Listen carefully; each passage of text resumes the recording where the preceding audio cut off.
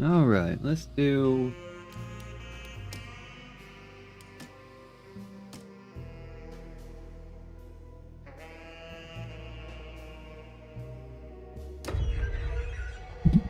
Let's do Emily Hartwood now.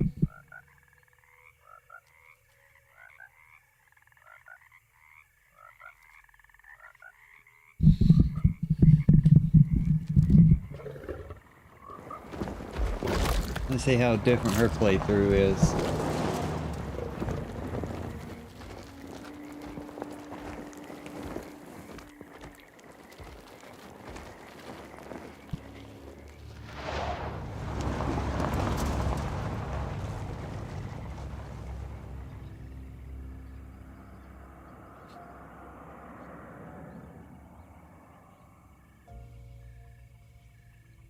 So, your uncle. What's wrong with him? He's possessed. As in the devil? Something like that. He says a dark man is following him, watching him at all times. What do you make of it? It's nonsense, of course, but I'd be lying if I said it didn't bother me. You see, it runs in my family. Possession? No, Detective. Deteriorating melancholy. Practically every member of the Hartwood family is driven mad before they grow old. Melancholy. But Jeremy didn't kill himself. Is that why he's at your setup? Despite being convinced that he is truly possessed, he decided to put his last chips on Dr. Gray and his psychoanalysis, figuring he might stumble upon some cure.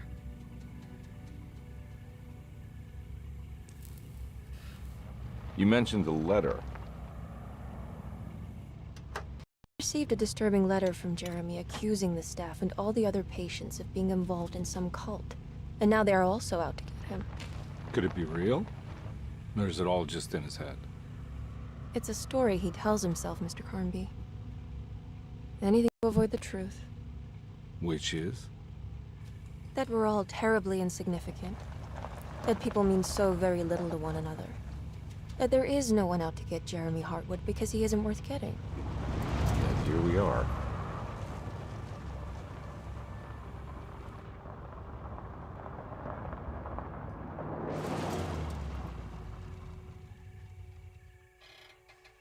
My uncle's not well, Mr. Carnby. I want to make sure he's all right. Then what's my part in this? You couldn't get a cab? I just wouldn't feel safe going alone.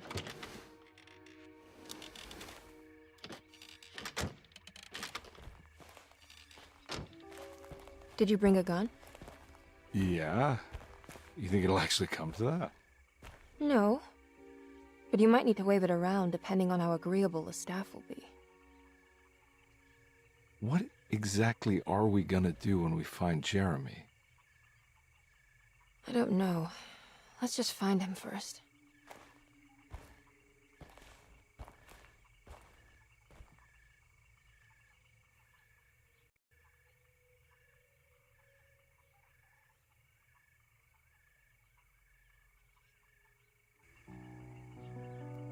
Emily Hartwood. Here we go.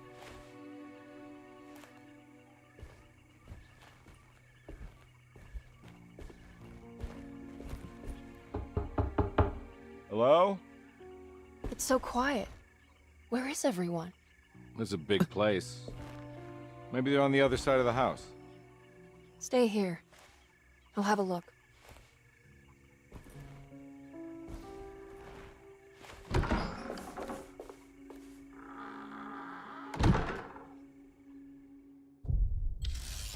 Right, looks like it's starting out the same way.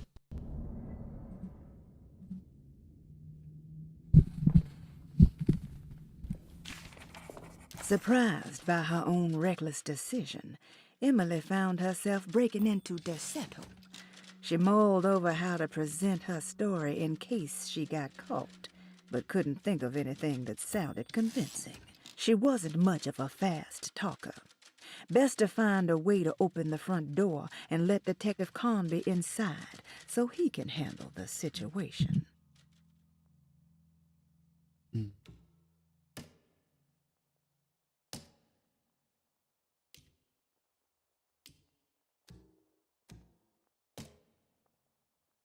Dearest Emily, Deseto is the prey of evil, and now they're all in on it. The staff and all the patients are nothing more than a mindless cult set to awaken the bayou. I see now that it was wrong of me to try to survive the madness of the Dark Man. You will also learn that soon enough. Every hour that passes where I deny him his right to my sanity makes it worse for the people I care about. He perfectly staged his world in order to conduct my fall. And I have to fall, Emily. Stay away, my dearest niece. Stay as far away from Deseto as you can. Someday you may understand what I've done. May God forgive me. Farewell, Jeremy Hartwood.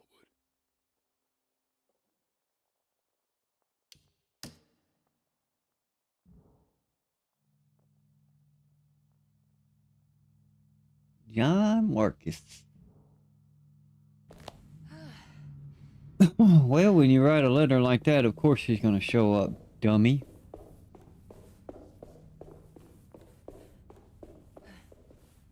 What's this?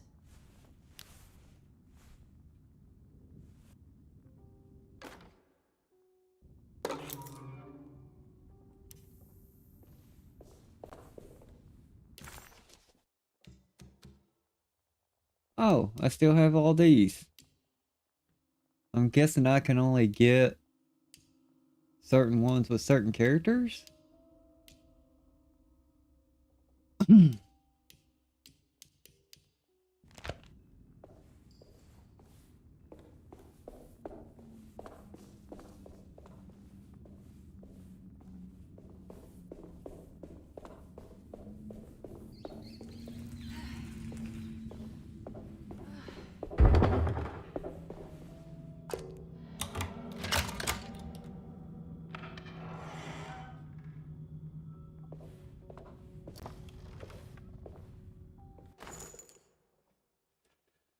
Alright.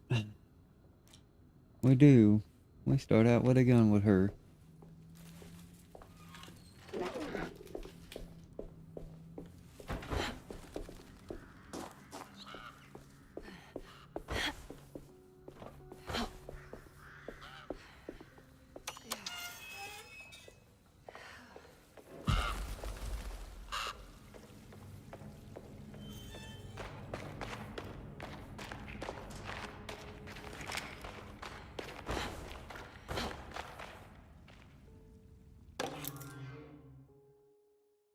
Housekeeper's key.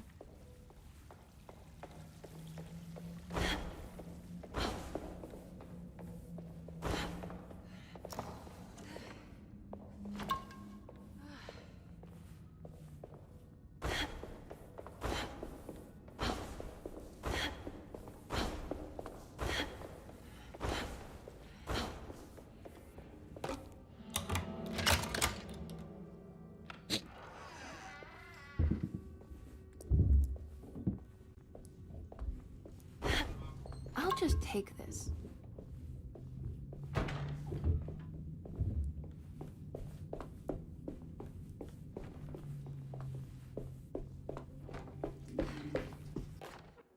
Every day your silence weighs a little heavier.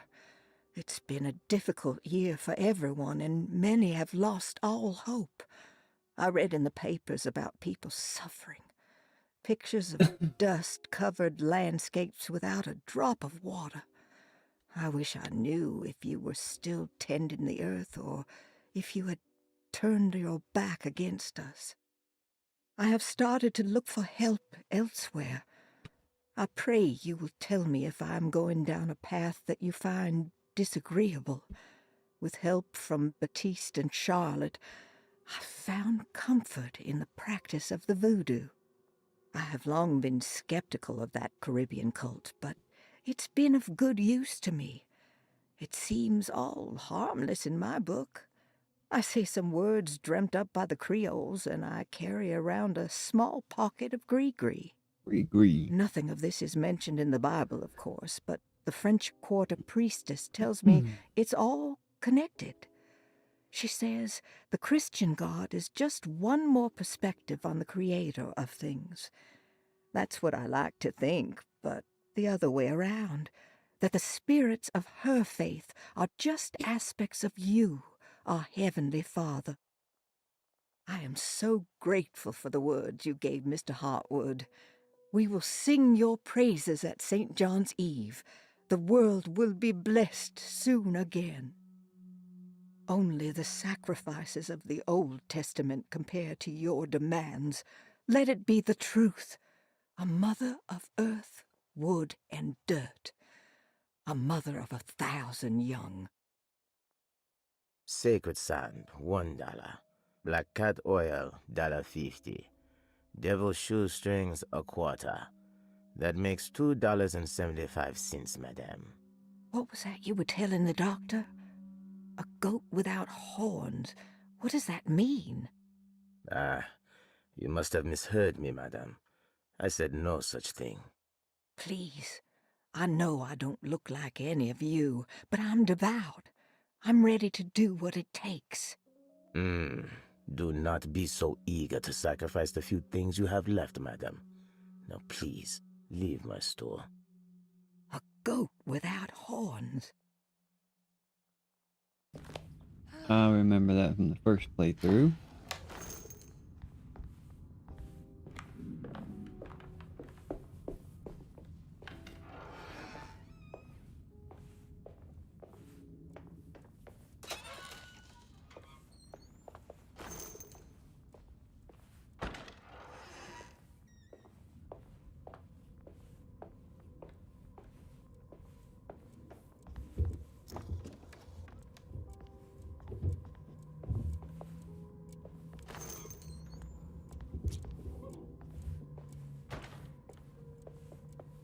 This was open on Cornflake playthrough, because I remember closing it.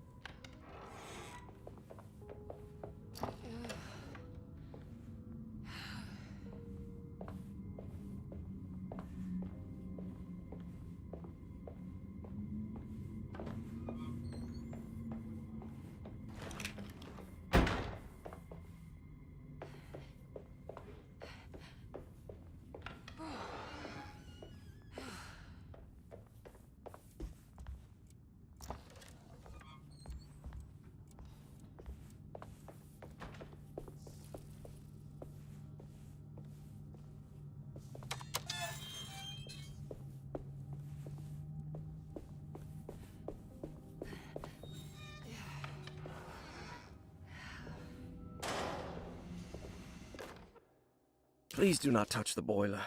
It is working after all. While the sabotage has caused a leak, only the decorative plate has been completely ruined. Let's wait for Mr. Chance to turn up and he can take a look at the leak. Mr. Waits.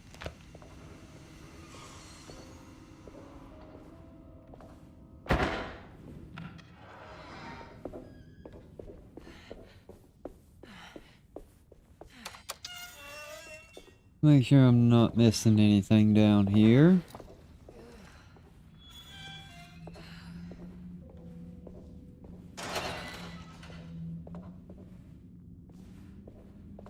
I need the key. Yeah, let's go upstairs.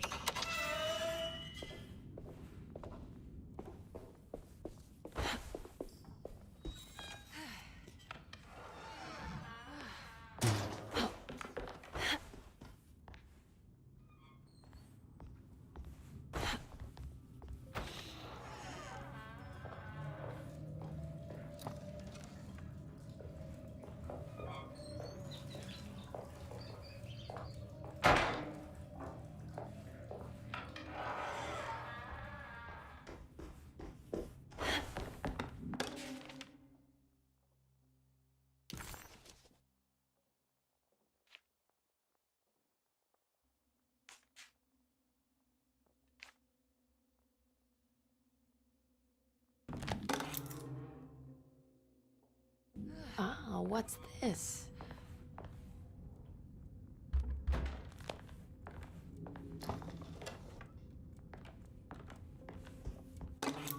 Sunday, June 22nd. I spent all day looking for Jeremy. I should have cared for the others, but I'm scared that he will do something irreversible. Cassandra is upset that I didn't give her the latest shipment of pain medication that Waits brought from the post office yesterday. I would have given it to her, but the company didn't send a new key this time around, so the box is just sitting there on my desk. They must have figured we had plenty of their gimmicky keys by now. I only remember seeing one lately. Grace was playing with it inside the grand parlor. Unless it turns up by itself, it will have to wait. I have to figure out where Jeremy is. I think Jack knew something. That dog of his found a strange rot permeating the house. She's showing us, he said.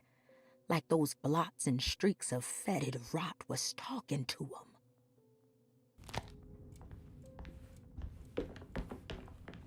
Yeah, let's find the key to the medicine chest. Get that pain meds.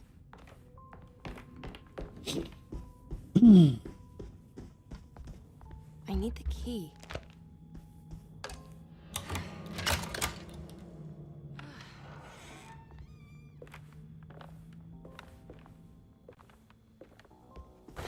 I don't think I can open up nothing up here yet. Alright, that's blocked off. Yeah, this is his apartment. That's blocked off.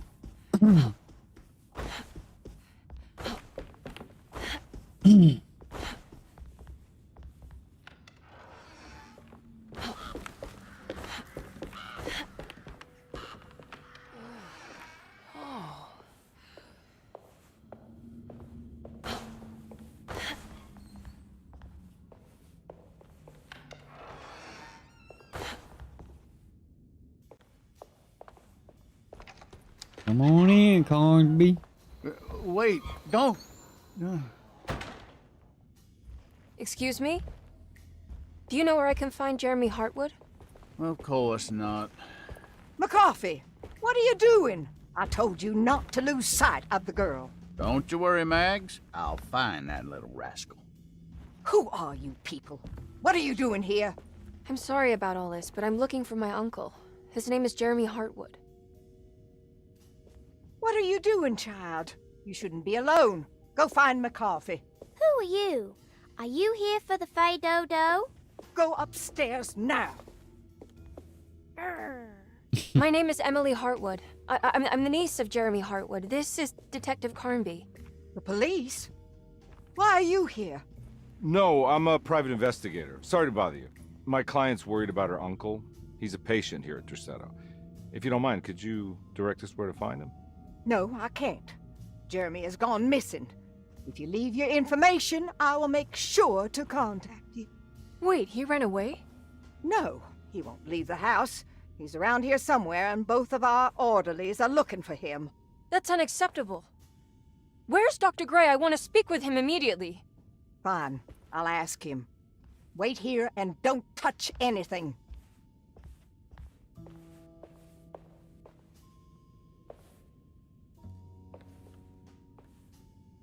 No, that's a different You wanna intro. see Jeremy's room? Can you show us? Follow me. Follow away. Follow away. You little rascal, Grace.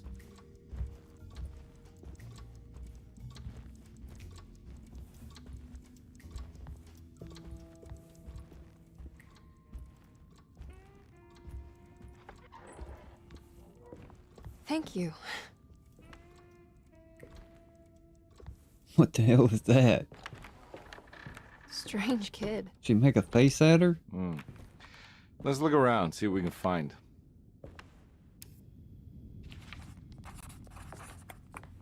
Jeremy had gone missing. The housekeeper said the staff at Derceto was looking for him, but Emily wanted answers and demanded to speak to Dr. Gray, the man in charge. While waiting, a young girl offered to show Emily and Detective Conby inside Jeremy's room. The perfect opportunity to look for clues regarding Jeremy's disappearance.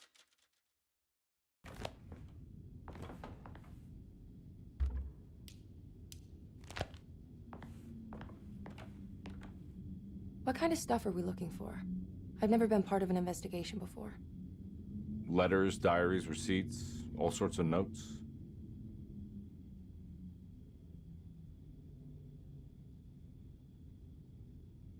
I've read about police analyzing teeth marks and blood samples and fingerprints to find criminals. Is that something you can do? No, that sounds more like the way the Bureau of Investigation does things. But, you know, if you do find teeth or blood, it's still worth mentioning.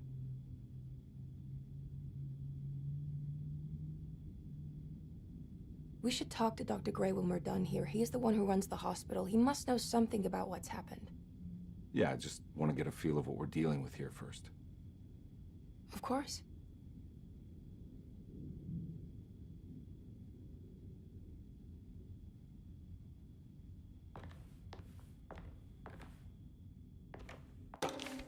Every night the dark man stands opaque at the threshold of my room, counting the days until my spirit spills out of my tired shape. Only his pallid mask shelters my remaining sanity. Staring directly into the face of that demonic sultan would surely sunder time itself. Would he have looked the same to my father as he struggled for his life? Does his veiled face haunt my niece quite the same way? I wish so that I could rest my soul in that sunburnt convent of Teruel. Would I find you there, Juan? Or Senora Perosi, back from the beyond? Every night I hide from him, moving from one misshapen memory to another. Scenes conjured out of fantasy and delirium. Places I struggle to even paint. I wish I understood your death, Senora. Is there anything I could do for you but bury you in that bleak necropolis? That triumphant chapel rising above the ledges and the oven vaults shall be your sepulchre, where you may rest, and I shall weep. How did you first come to understand such things, Senora? How did you know that the battered boiler in the basement would lead me to Lafayette Cemetery? Or how the old upstairs clock, with its astronomical motifs, would take me to that hateful mound outside of Claremont Harbor? Those are my memories, my past. Is there perhaps a chance, if ever so small, for me to see Teruel? Oh, I want that more than anything. Please, let my talisman take me there. Let me sit with Juan under his Bodhi tree. Despite having sold me that talisman, Miss Jackson, the voodoo priestess, revealed none of her secrets to me. That's why I had to travel to Tonka. Instead, she cruelly told Baptiste, my caretaker, that he would be betrayed and killed in the most awful way, that the one he loved would pierce his thigh with a sharp spear, and that he would be devoured by his own mother. What a terrible thing to say. The people of Deseto are becoming dangerous. They do not understand what they are doing. I must do something to stop them. I tried talking to Dr. Gray, but he confuses my worries. He's caught up in treating me. How can he expect evil to be cured with medicine and conversation? The orderlies, the housekeeper, and the patients are all deranged. They will call upon evil to enter this world. All will be lost. Everything. Unless I can find the clerk, Mr. Waite. He seems to be a clear-thinking man. Maybe Beauregard. The dark man offered me a prison, and I accepted. I signed that miscarried contract and entered the dark pact. Everyone is safe, except for me.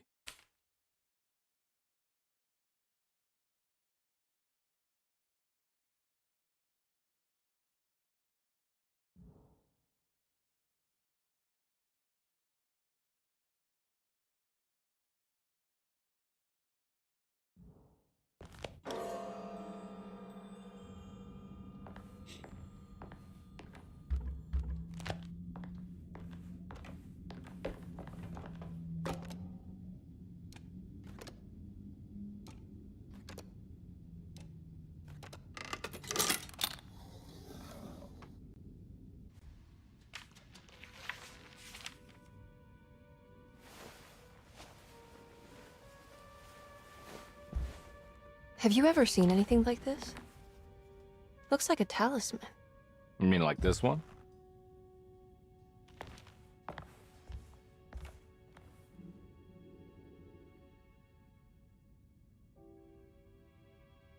Can you find me a knife to cut the canvas?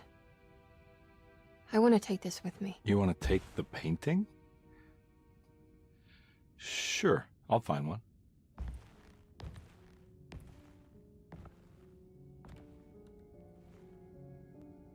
Snap out of it, Emily.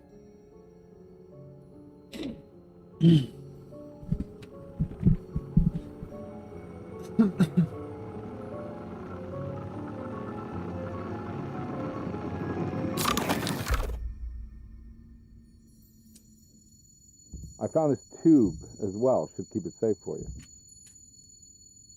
Do you want to carry it, or should I? Miss Hartwood. Emily? I'll take it. Thank you. We're done here, right? I'm not sure. I don't know how to do any of this. Listen, I think we should talk to Dr. Gray. He must know something about what's going on around here. Okay. Let's do that.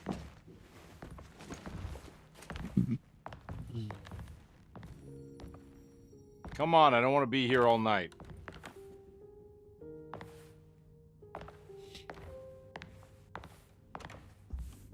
Detective Carnby? Where did...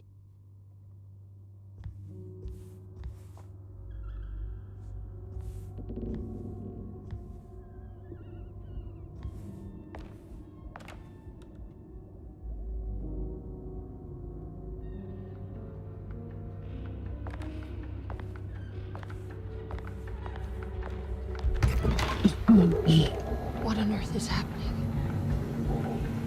What is this place?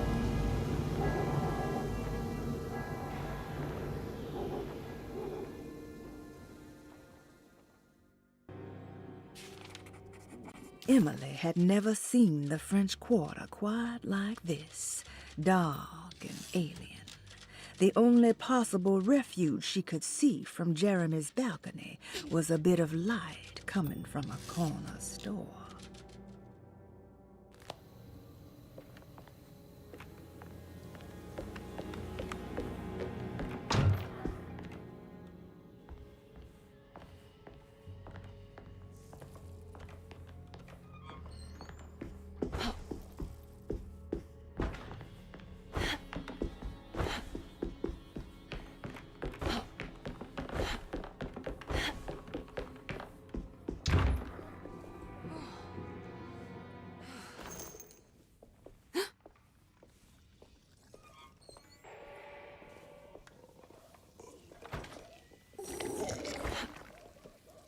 See, punk.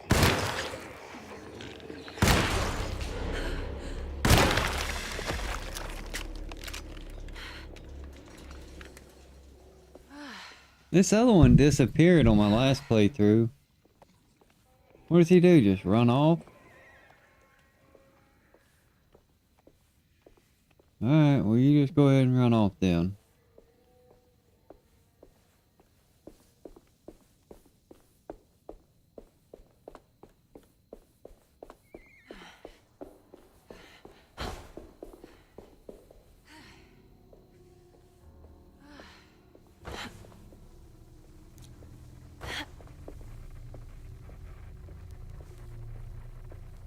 I can't go that way.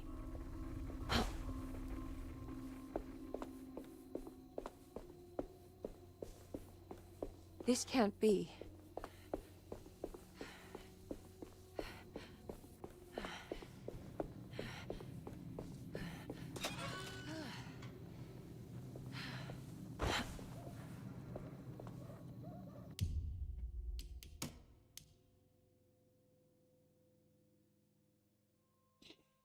Alright, let's start right here with her. We'll use 6 through 10.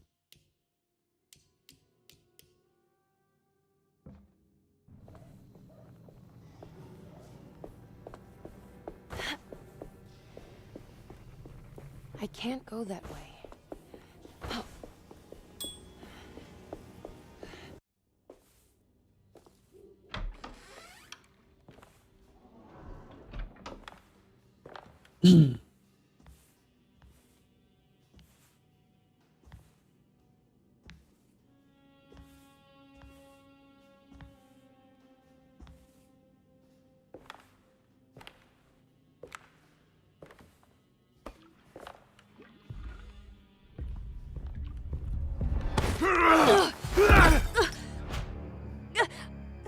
Emily?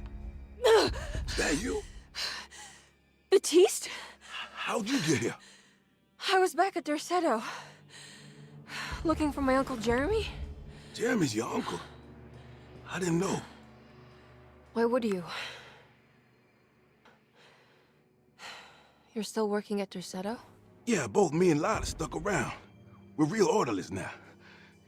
You remember my sister Lotta, don't you? What happened, Baptiste? How are we here? You know about the dark man haunting your uncle? I'm familiar with his mental state. I think we all in his head somehow. Cause these streets are real, but they're not like on any map. Nah, this is like when you remember something, but in the wrong way. Do you know how to get back to Derceto? I'm not safe here. Truer words have yet been spoken, Mrs. Marcus. Don't call me that. It's Miss Emily Hartwood. There's no reason to call me anything else. I'm sorry, Miss Emily. I'm just trying to tell you like it is. This place ain't safe for no one. There's evil hiding in the dark. How do I get back? Only Jeremy knows how. He has this juju necklace guiding him. You mean this talisman? Mm-hmm. Just like it. He says it's been protecting him ever since he got it from Miss Jackson down the street. You know where it came from? Have you been there? I was there no more than 1 hour ago looking for Jeremy. Locked it up to keep the ghouls from getting inside. You can have the key if you want. Thank you. I'll take a look. Stay safe, miss. How the heck do they know each other?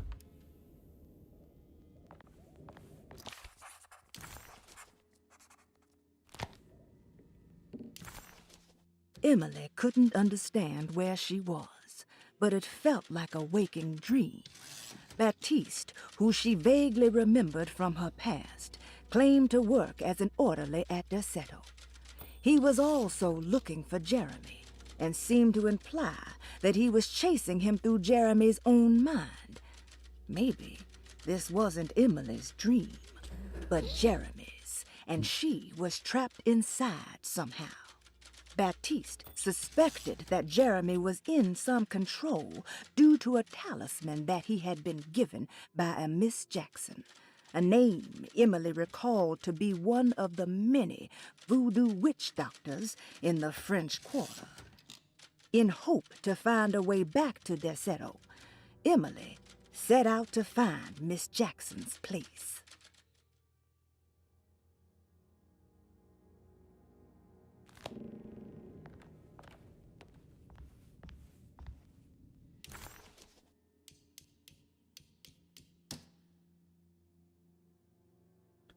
Three at 5, 8. 3 to 5, 8.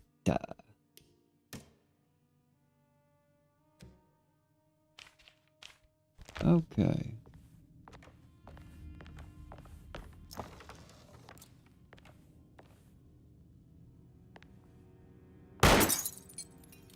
I'll blow your head off, fool.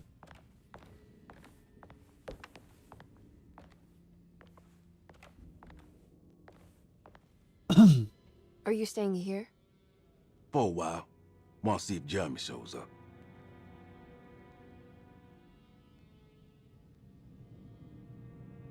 Your sister. She also works at Derceto? Yeah, she the one who got us jobs.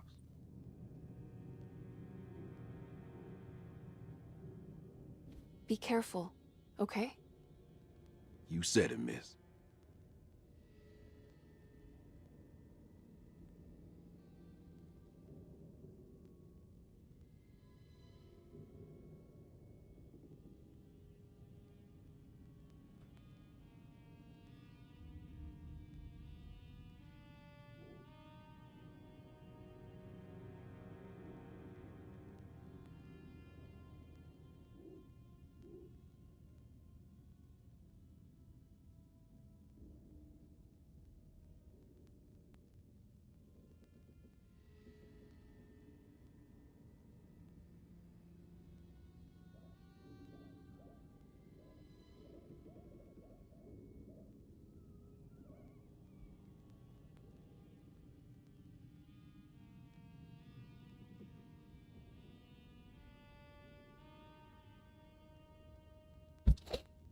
Okie dokie. He says talk to everybody.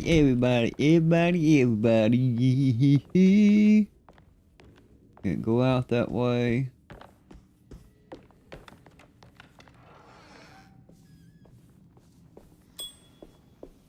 Ding, ding, ding, ding, ding, ding, ding, ding, ding.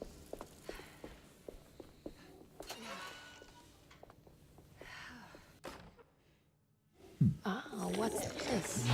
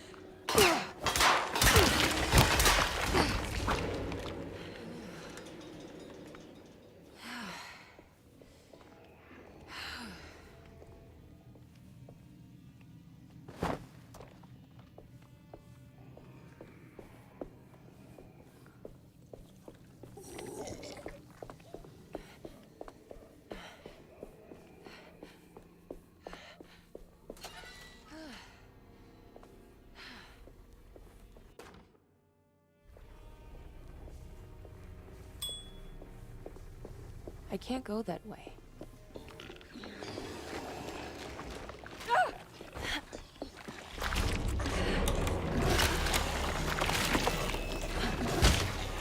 He got me? The hell you say?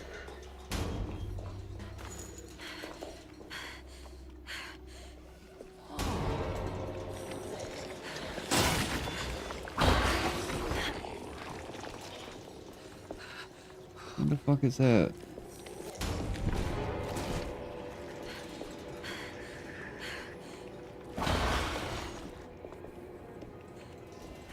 Ah! Fucking set me on fire, damn it.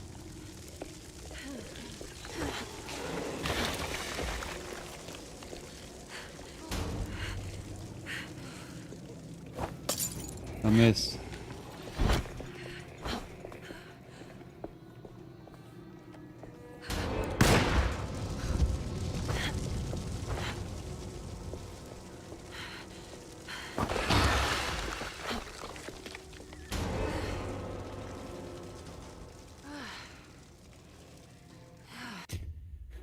Alright, let's restart that.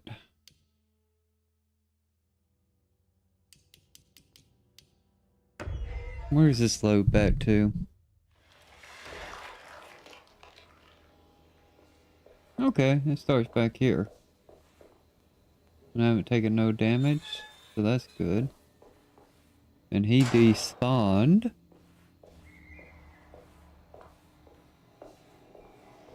Alrighty.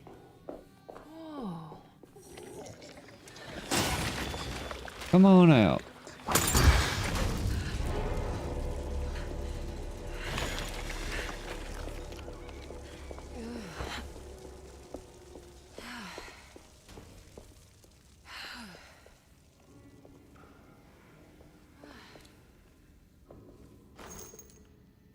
I'm about to say, I know we ain't full up on ammo yet.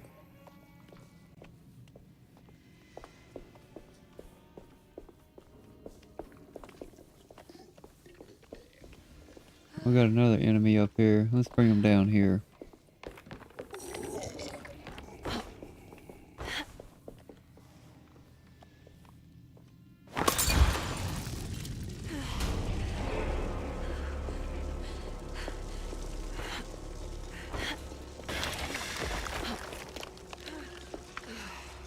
That annoys the shit out of me. It takes him so long to die.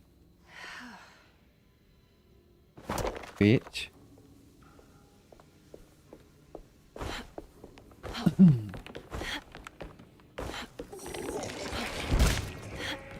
You fucker, I forgot about him.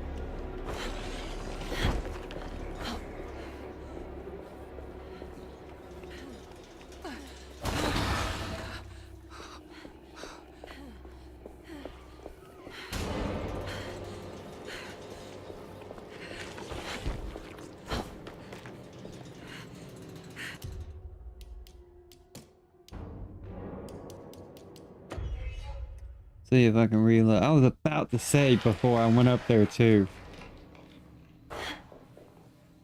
Alright, let's restart it.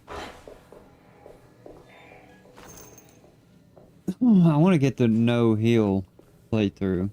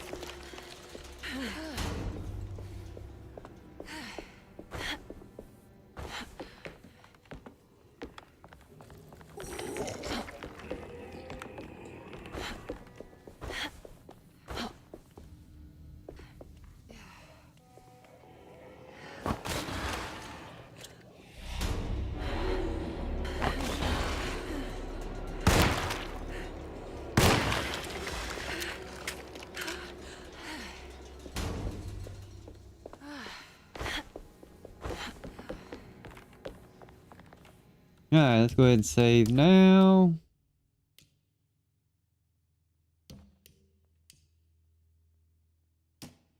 Go ahead and overwrite that one. There we go.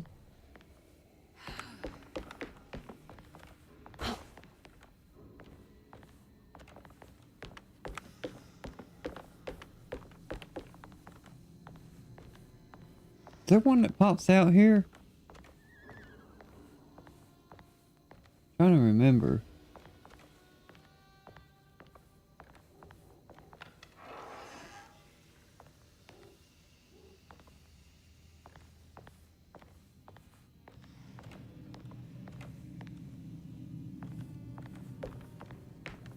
I think he pops out whenever I This must be come Miss back. Jackson's place.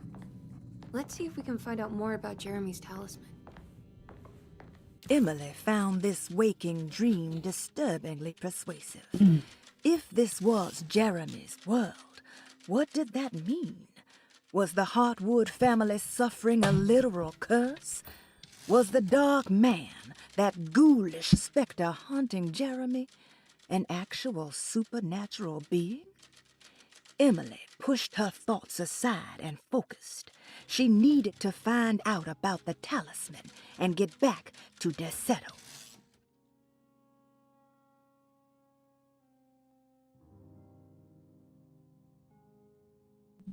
That loud popping sound is my damn computer chair going bad. Every time I lean back in it, it makes a loud pop.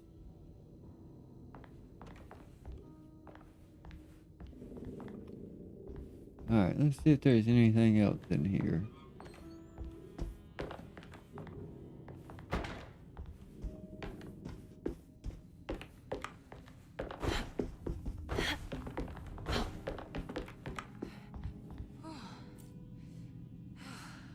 It looks exactly like Jeremy's talisman.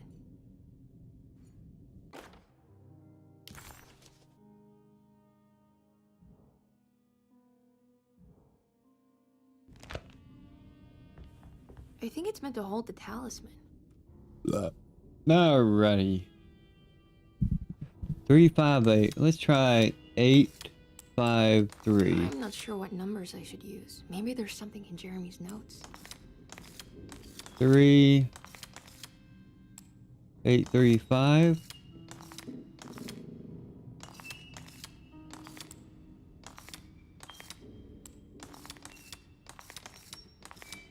Three, 5, 8. What's that picture in the glass? Where is that?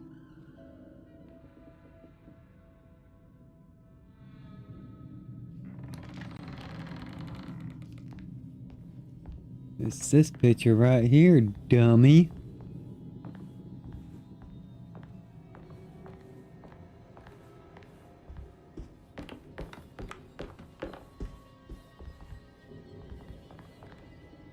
Good Uh-oh. to see you again, Miss Hartwood. Mrs. Thompson told me you were here.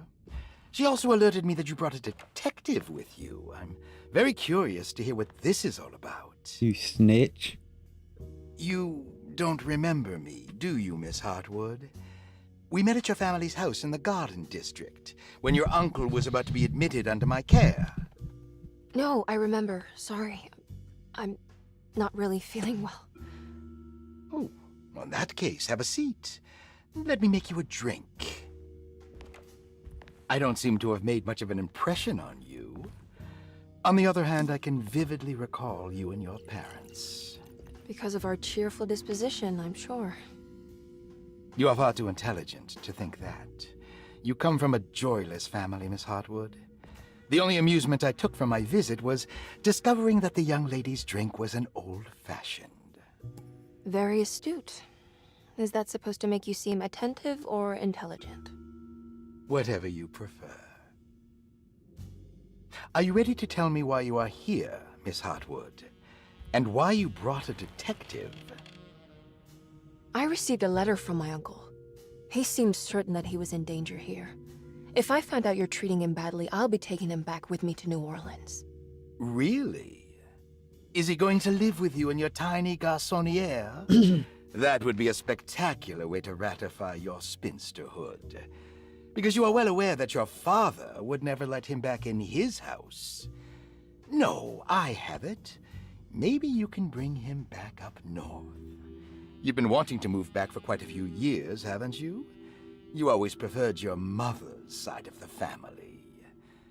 Jeremy is free to leave with you. I won't object. However, there is one problem, as you might have learned. He is, in fact, missing. Missing. Do you know where he could have gone? No, I'm afraid I don't. I have my staff looking for him. I'm sure he will show up eventually. Especially if he learns that you are here. He is quite fond of you. What can you tell me about his condition? I never heard a proper diagnosis. What is your medical opinion of him? Well, let me think. He is an anxious man, depressed, even. He suffers from a perceived lack of order in his inner and outer life. He constantly complains about events not presenting themselves according to their divine nature. And the Dark Man? Hard to tell if it was ever anything specific. Jeremy uses the Dark Man as a psychological scapegoat to avoid facing the truth that he is in any way at fault. You don't think there can be any truth to the Dark Man's supernatural existence? Why would you ask that? Can we ever be sure? If the Dark Man is some sort of evil presence that is in possession of Jeremy? Well, I assure you, any evidence that you experience supporting that claim is purely delusional. Don't get caught up in mass hysteria, Miss Hartwood. You wouldn't want to take your uncle's place in this hospital, would you? I'll be leaving now, Doctor. I need to keep looking for my uncle. Do so, Miss Hartwood. I'll let you know if he shows up. What the hell did she just pick up?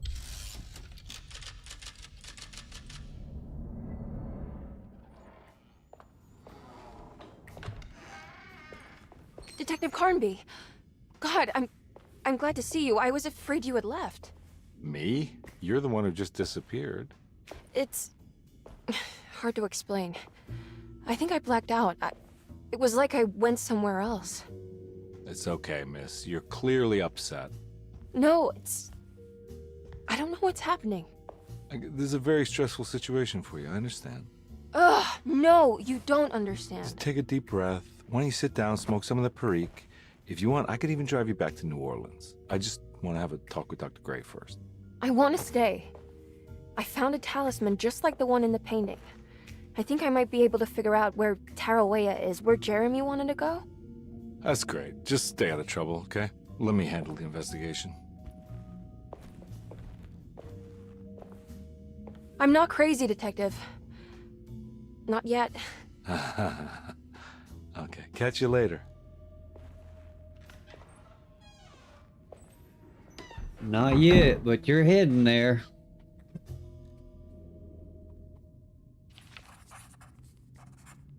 Despite making a fool of herself in front of Dr. Gray and Detective Conby, Emily felt surprisingly invigorated.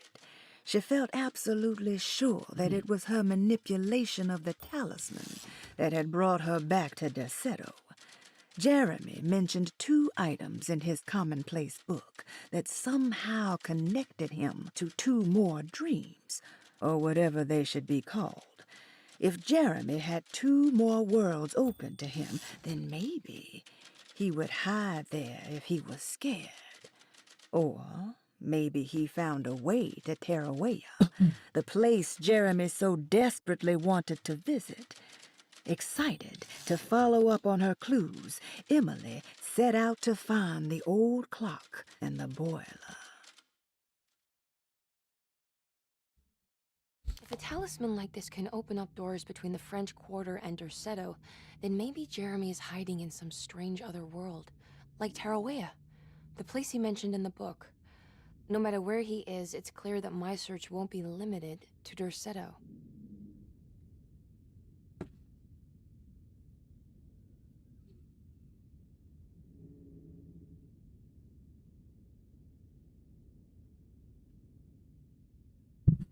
Well, looks like we got a mystery to solve then, Emily.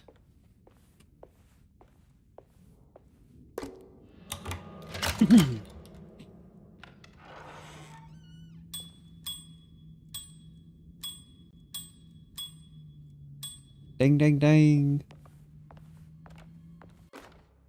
Saw your notice in the boiler room. You should know Mr. Chance won't be coming back. I got no business being in there myself, but you can take a valve from the wine cellar if you want to try to stop the steam pouring out. Be careful.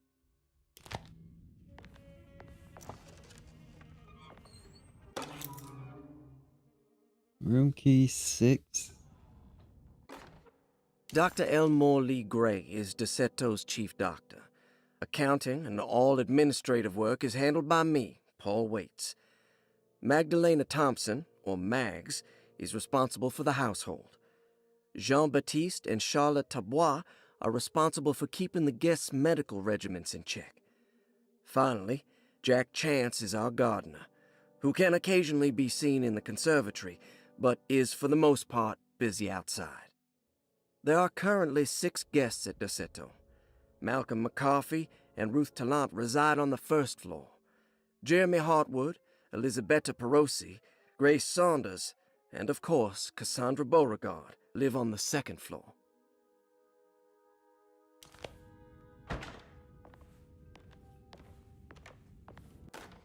Paul, you're right about the plates on the boiler and the clock. They have been sabotaged, and I think I know who did it. They have something to do with Jeremy's episodes and how he seems to disappear at night. Right now, it's important that you keep an eye out for any of the pieces. I want to find out if I can repair the plates. Let me know if you find any of them. Lottie. Tell Lottie to take a look at the well in the kitchen garden.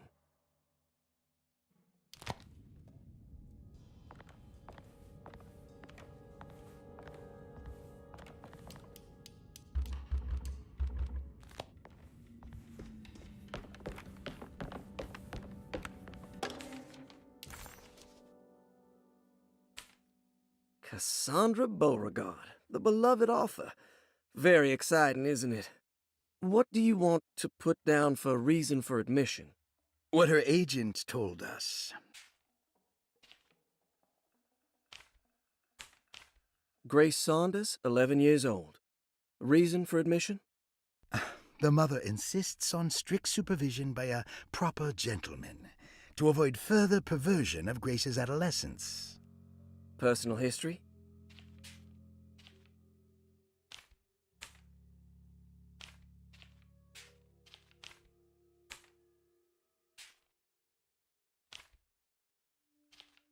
Interesting.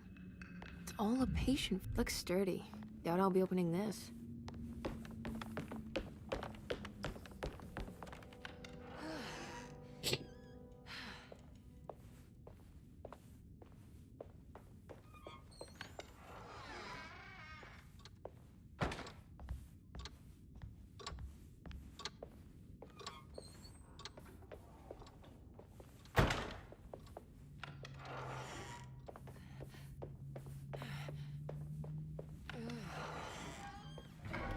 Alright,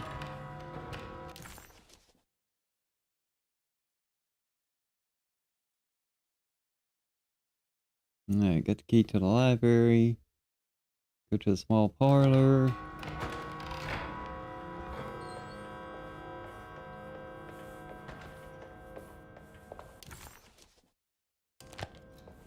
I need the key.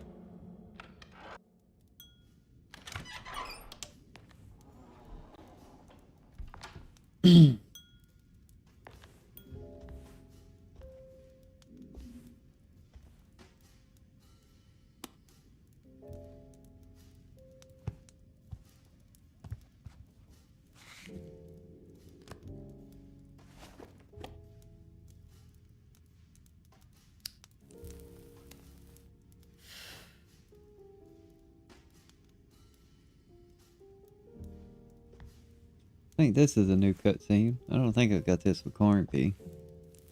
Nah, I ran into her later on, didn't I? Good evening, Miss Hartwood.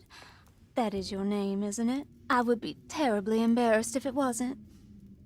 You're right. Emily Hartwood, Jeremy's niece. Nice to meet you. Ruth Talon.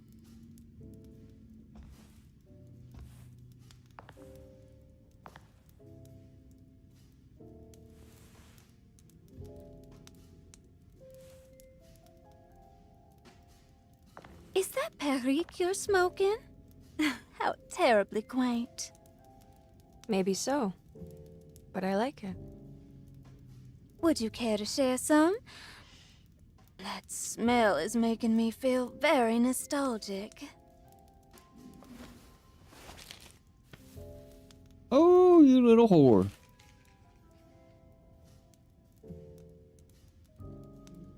I know you're a prostitute. You one of them working gals. Is it all that you hope for? I enjoy your light mockery, Miss Hartwood. I can tell we would make great friends.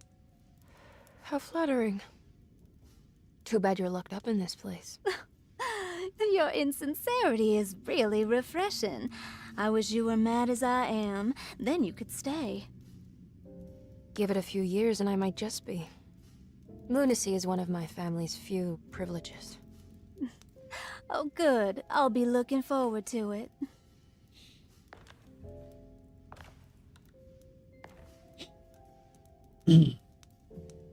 You don't know anything about what happened to Jeremy, do you?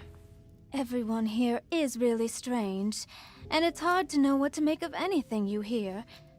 Occasionally, it sounds quite exciting, though. Good versus evil and all that. I'm sorry, but I don't think I have anything useful to share. It doesn't matter. Thank you for the much-needed break. Bon voyage.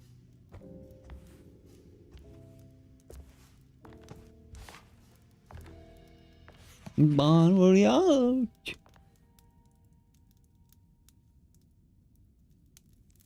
Talking all kind of weird.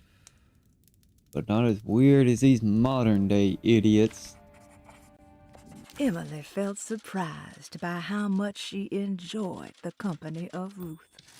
There was something familiar and friendly about her, like they were old friends that simply forgot about each other.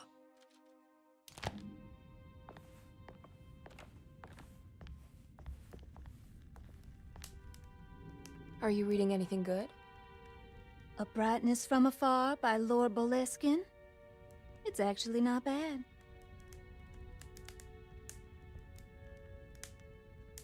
You know where Detective Carnby is? Oh, you don't need him. You're doing fine. I should probably go. Until next time, chérie. Chérie, chérie. Come here, come here, come here down. You want me to blow your head off, huh? Want me to blow your head off, Sherry? What do we have here? A clue? Lost Plantations of Louisiana. Thierry Briclot, 1917. Deseto was a small plantation on the eastern shore of Lake Pontchartrain. The land was considered difficult for industry and was sold for only $30 to Elijah Pickford in 1818.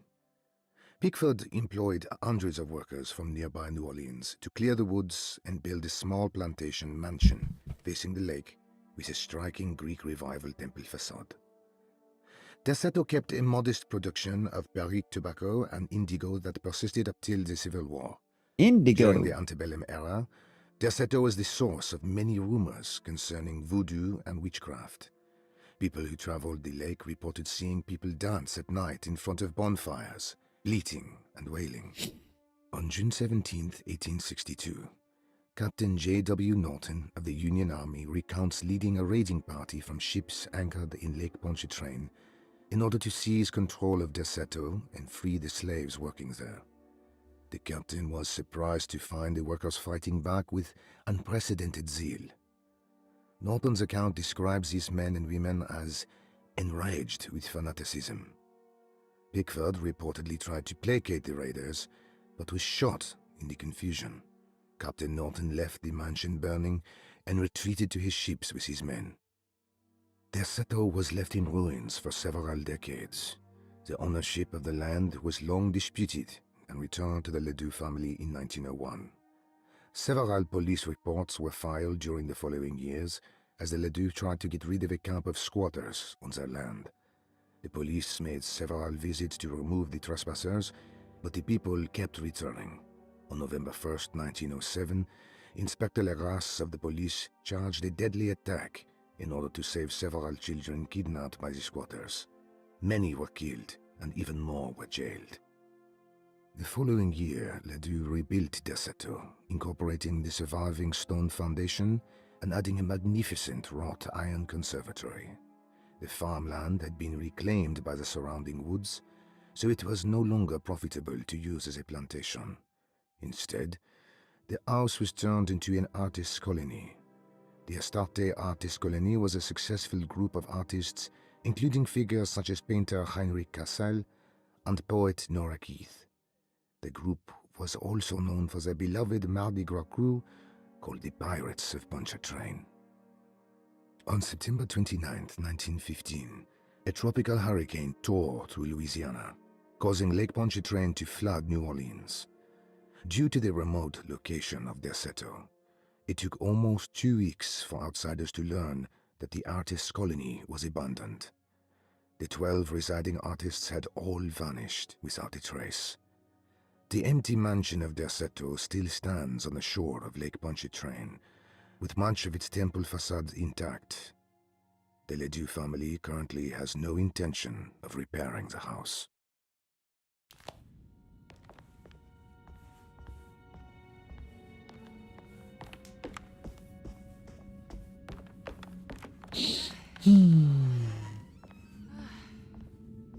Oh, I can get the shotgun now. Now this'll come in handy. Hell yeah, it will. Let me blow somebody's head off with it.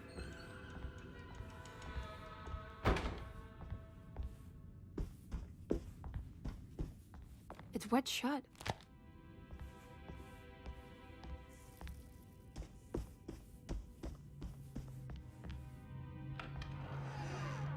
Huh, I can't believe I can go back out that way, but oh well, let's go out here now. Here we go. What is going on here?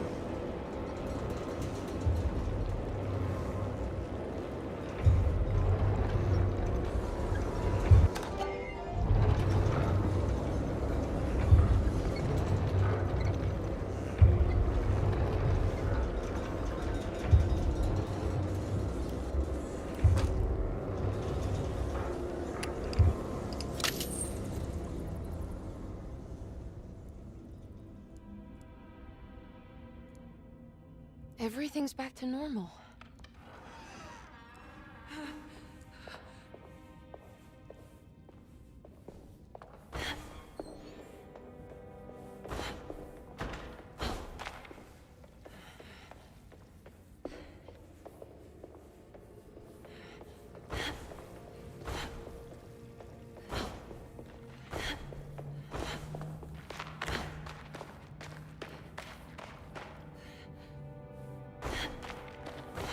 Now where little Gracie Grace escapes.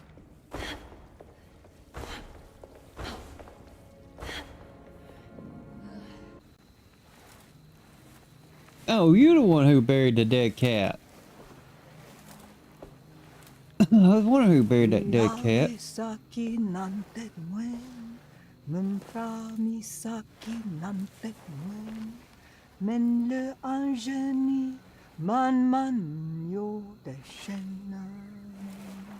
What are you doing sneaking around?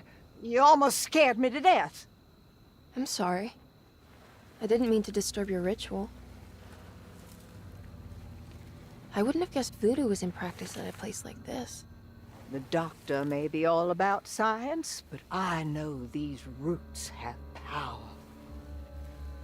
Do you know what's going on here? I have a feeling Derceto is cursed. There are several players with stakes in this game. Derceto isn't cursed or blessed. It's a battleground.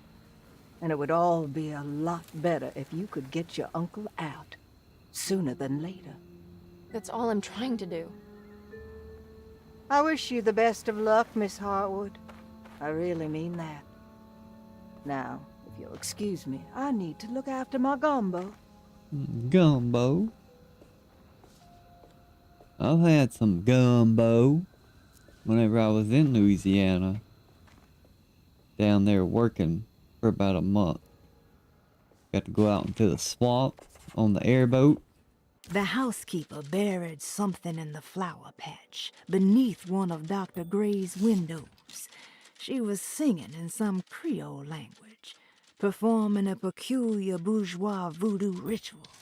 Certainly not an unfamiliar sight in the French Quarter, but voodoo had never felt this bitter to Emily.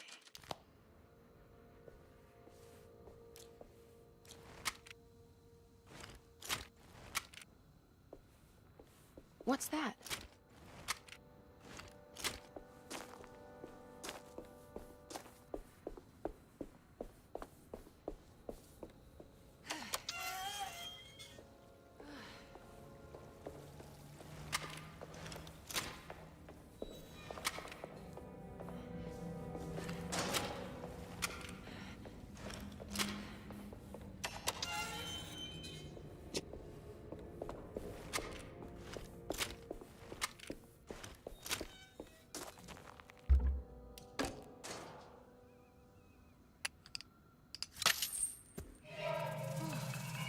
It worked. Ah, what's this?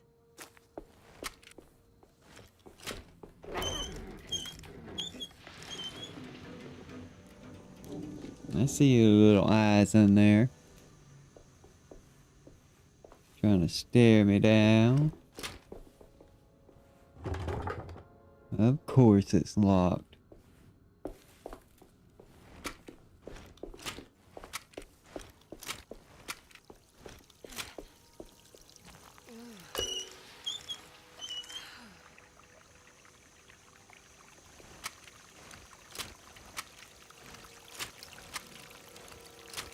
There we go. There we go.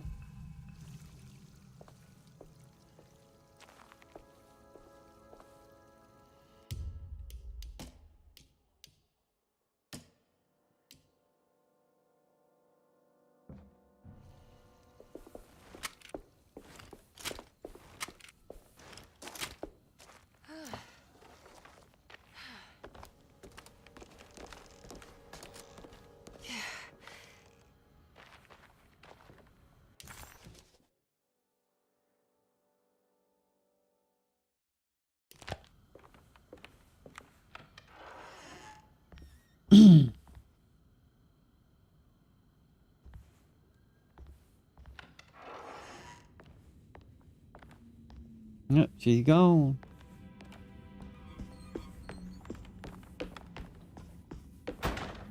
Alright, let's find out where to go now.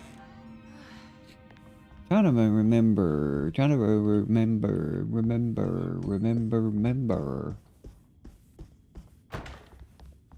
Alright, this is the 3rd floor. We can't do nothing up there yet.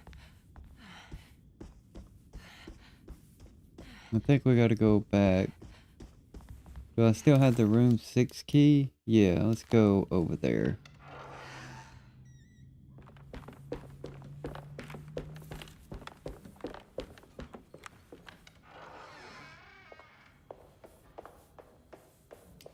I need the key.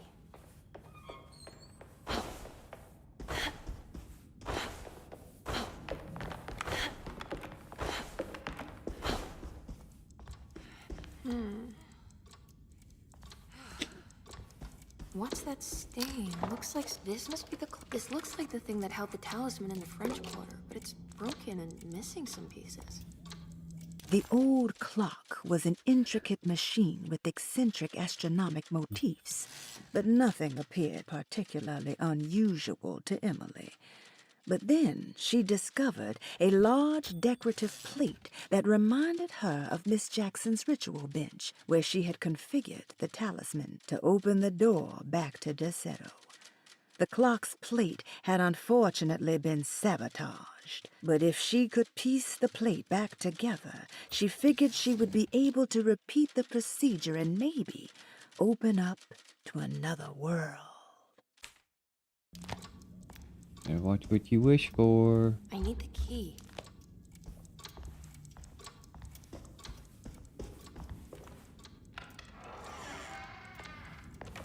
Yeah, these unlock from the other side. That's right.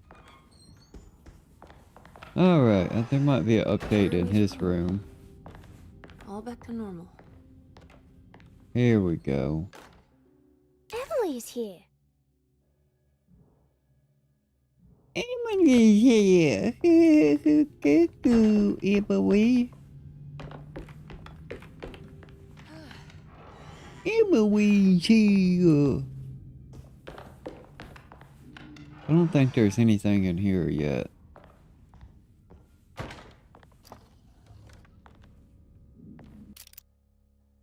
Except for some shotgun shell.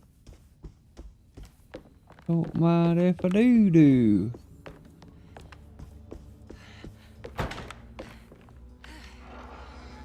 Alright, I think we're gonna solve this puzzle in here now. Alright, more shotgun shells. Don't mind if I do. Room 6. What a strange but beautiful room. I did it! I crossed the thresholds to my intended destination without a focusing device. My talisman now knows these roads, and I have no need for the plates. I can find my way to Lafayette as easy as I find my own room. I visited the grave of my father and seen the oven waiting for me. Thank you for opening these doors. I now must summon my courage and go back to that hateful mound outside the oil rig. I hope you'll be feeling better when I return. Jeremy.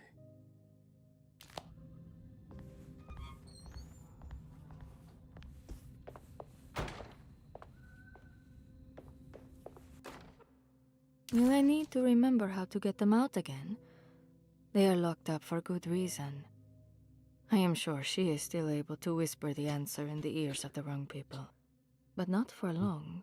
I will see her burned soon enough. That black goat will be sacrificed to put an end to it all. Then it will all be over. No more Derceto, and sadly, no Astarte. Those good pirates of Pontchartrain. May you still sail the lake, until you find the shores of Hali.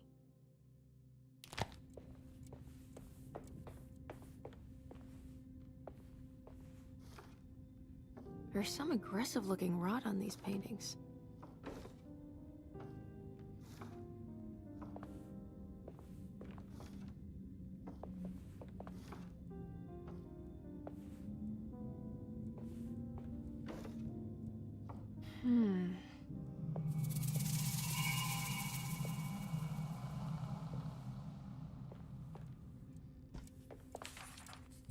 Sarde artist colony. I'm pretty sure they had a Mardi Gras crew called the Pirates of Pontchartrain when I was a child.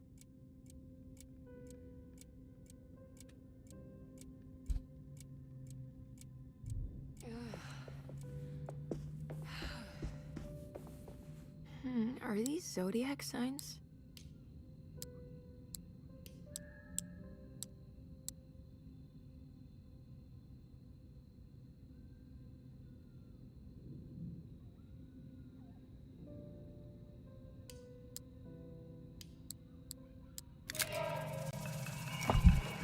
Here we go. Here's the final piece.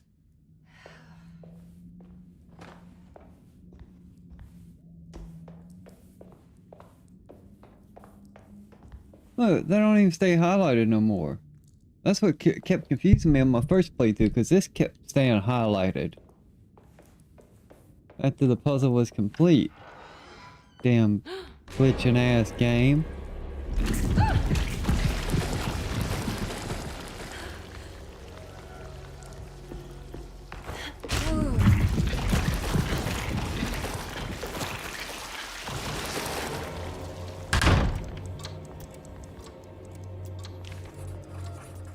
Suddenly, Jeremy's bleak dreamscape devoured Emily, drowning her in dread and darkness, only to moments later spit her out again.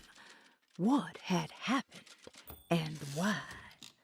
Was that her doing, or did someone else make it so? I don't understand what's happening. I think I've seen this somewhere.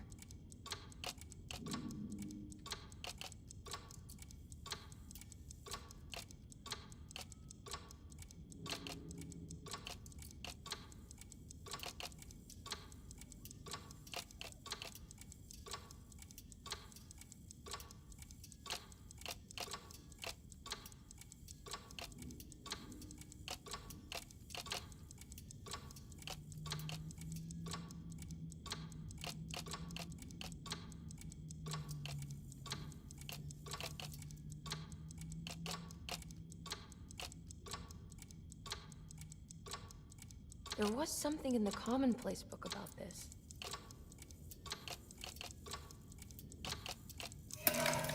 Got that shit. Did it break?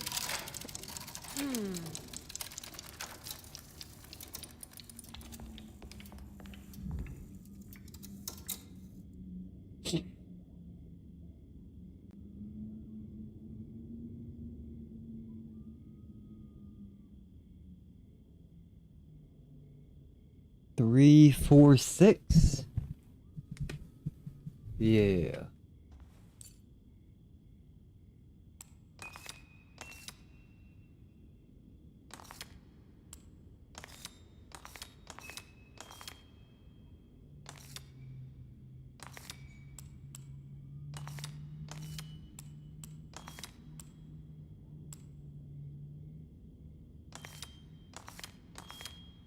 Aha!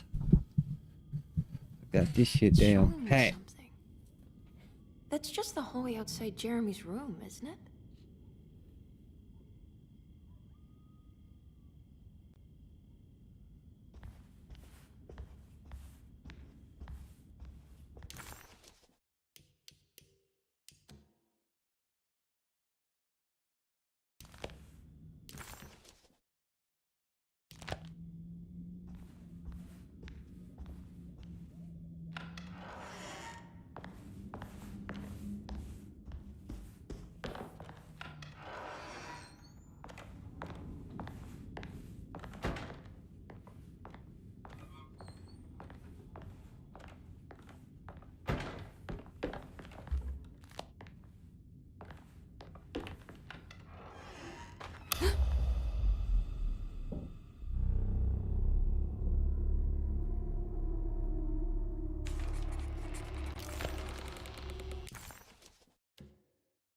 Emily deserved a sense of triumph, but she was too on edge to appreciate her success.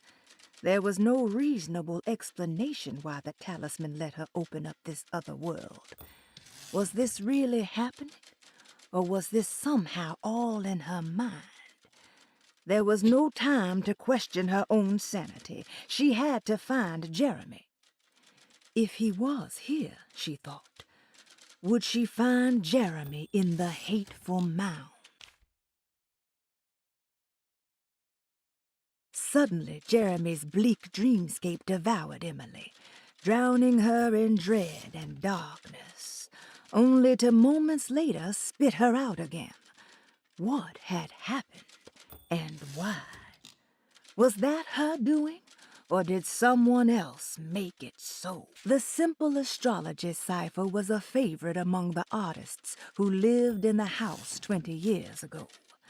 They easily turned into numbers when needed, but also acted as signatures for the members, as there were only 12 of them.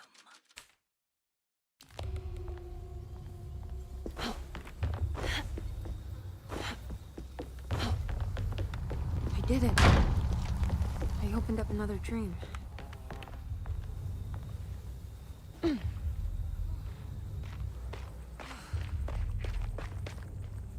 Alright, let me make a save here.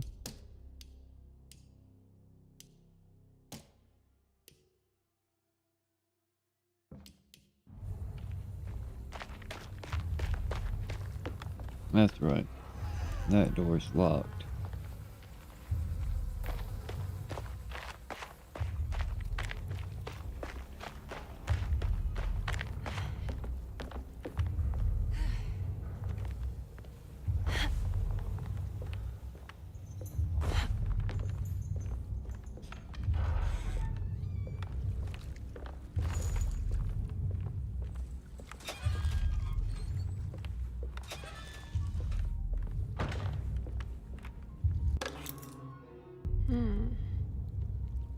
Hmm.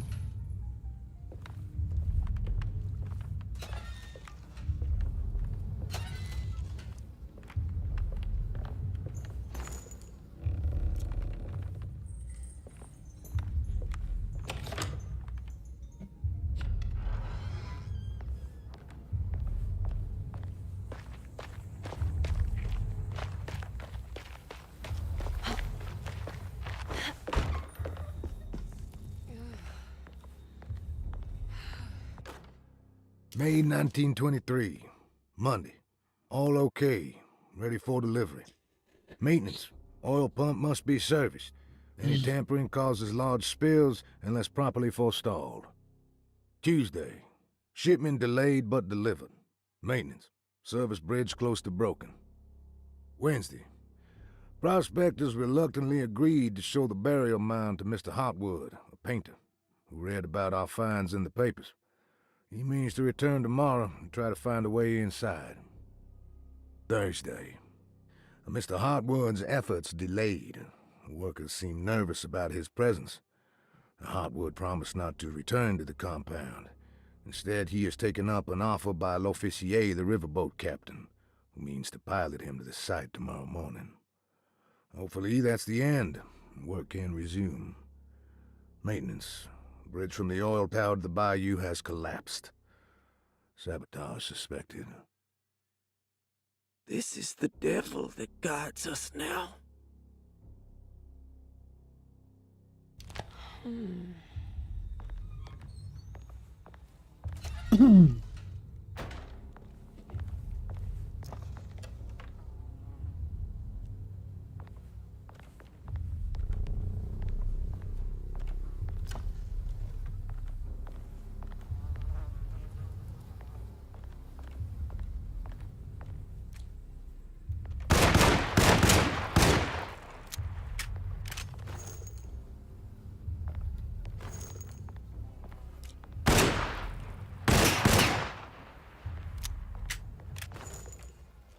See how fast that gun shoots.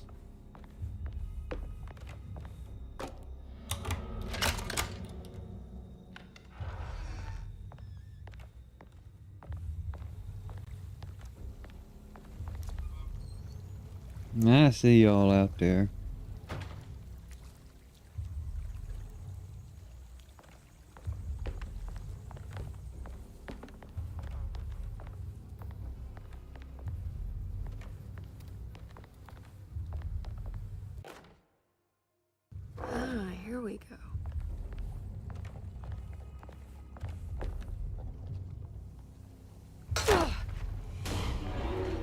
I still got the axe. I'll keep it.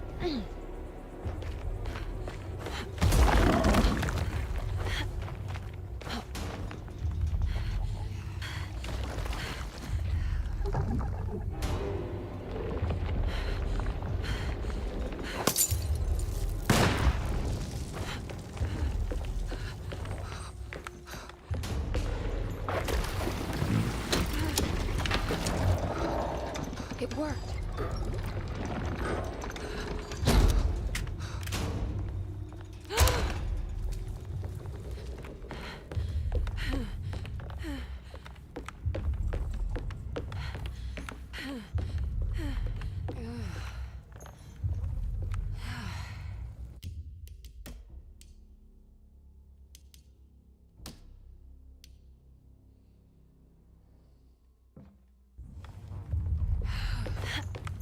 There was something up here I seen last time that I couldn't grab.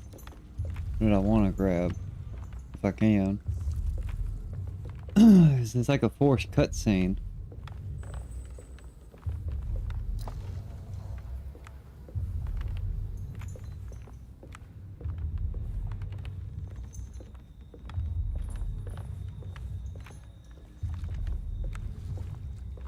I seen something back here that highlighted last time on my last playthrough.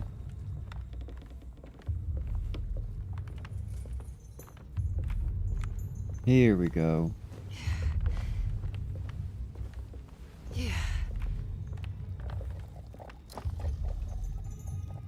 Aha!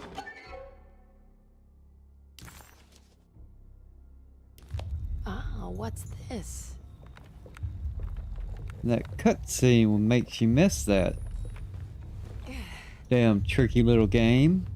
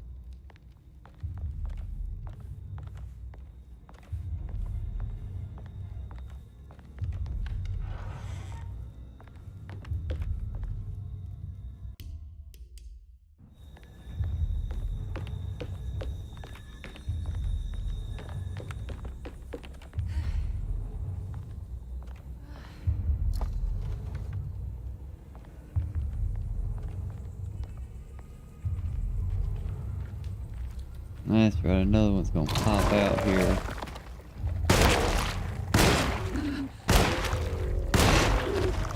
Get your punk ass out of here. I can break this, I just need something to hit it with.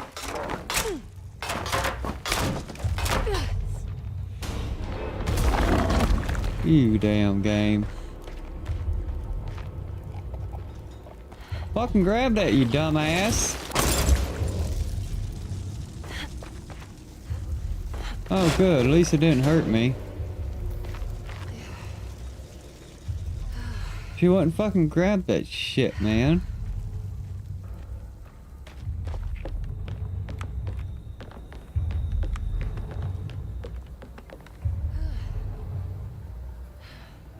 What is my shit doing loading?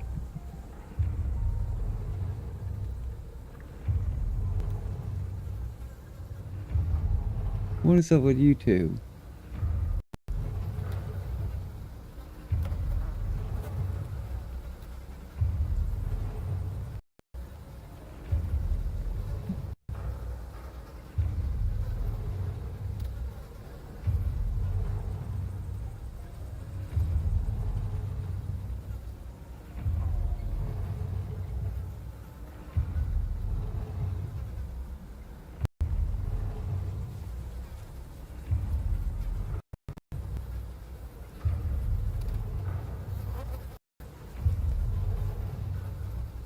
Nice, connected back again.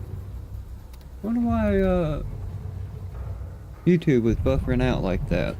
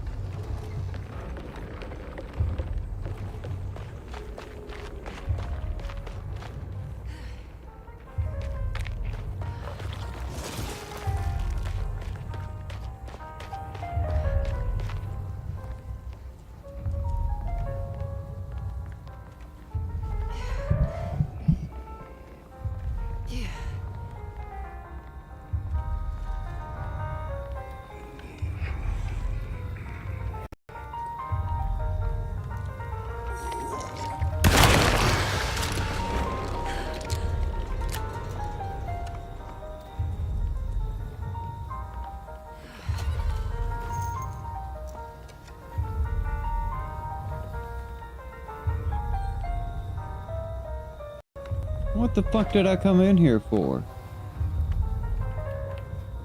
This game really want to waste my time? Bring me back here with nothing back here?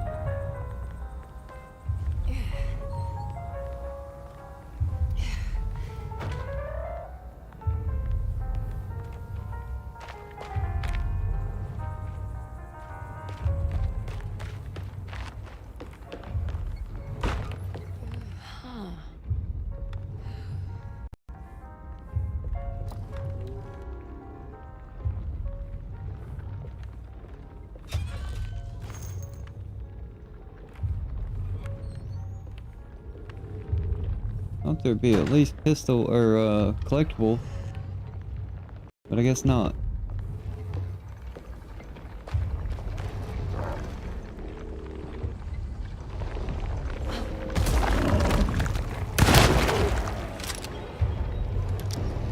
I ain't sneaking shit.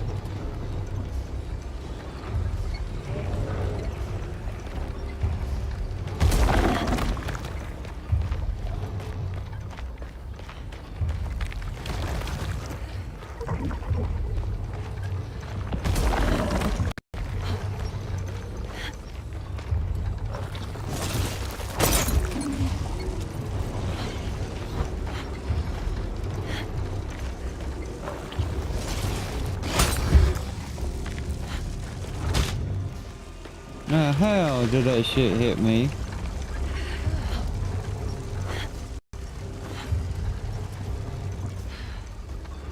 You tell me that. How did that shit hit me?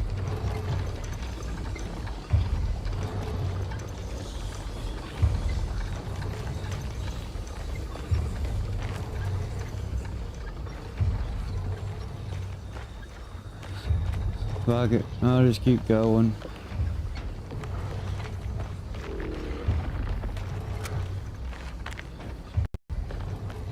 Damn it, there has to be a way to get to the other side.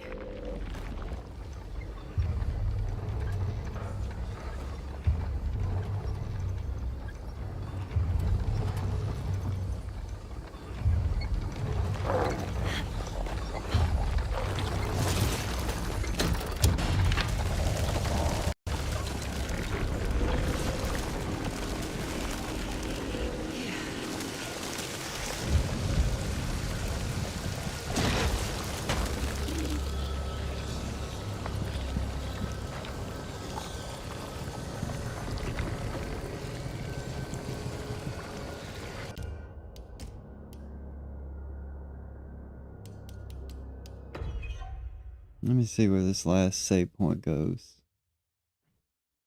Trying to keep my health as high as I can.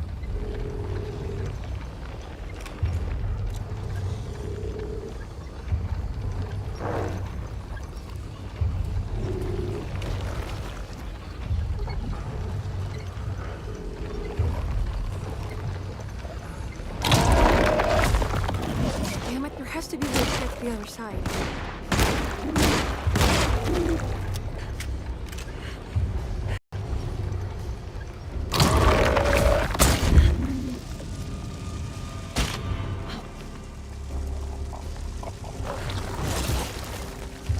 Pisses me off, it keeps catching me on fire like that, man.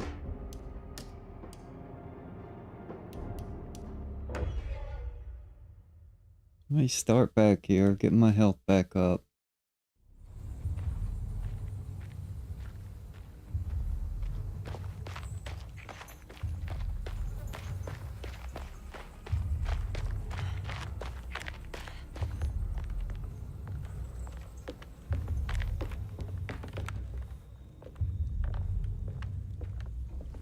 How the fuck did it start me all the way back here?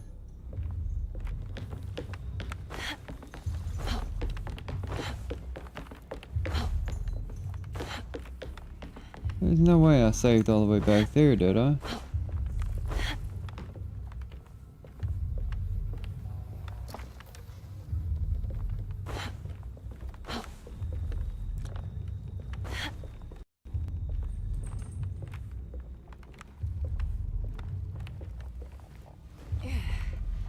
Let me see if I already got this.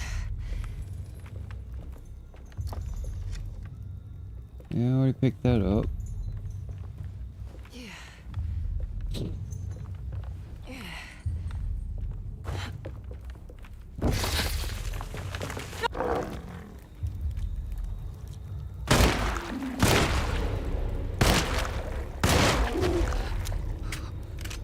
What's up with that dumbass focus shot shit?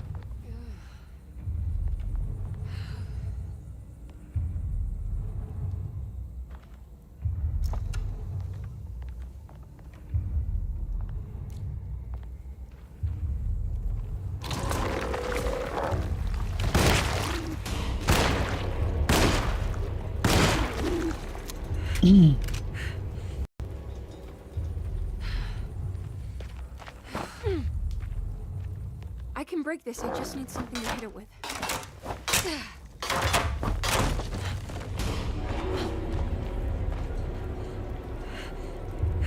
Isn't there another one of these fuckers gonna bust out of here?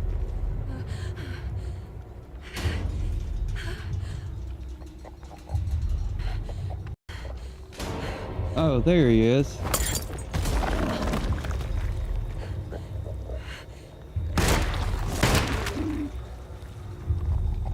You little fucker.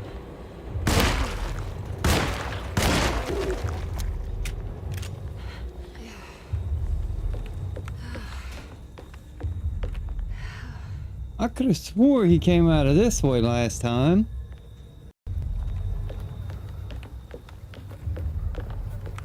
What the fuck, game?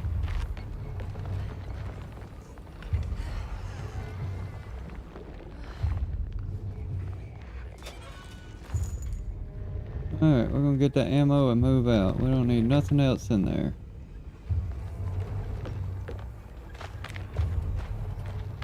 There's nothing over in there.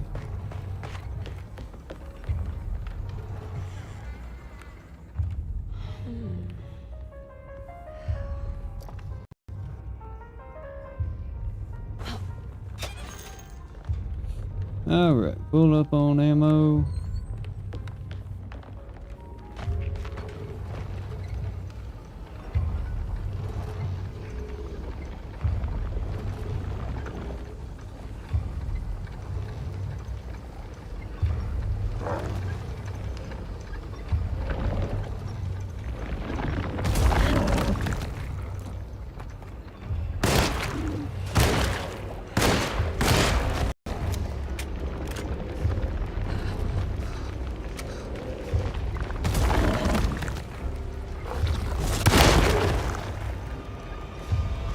I guess that shit doesn't hurt me, it just slows me down.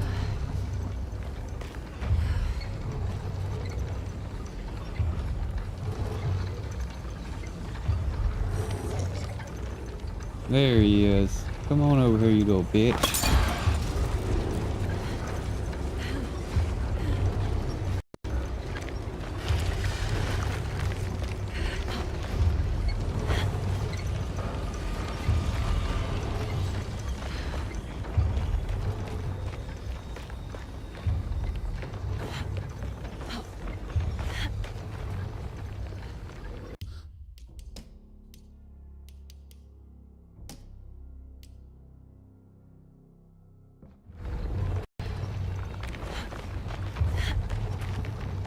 Damn it, there has to be a way to get to the other side.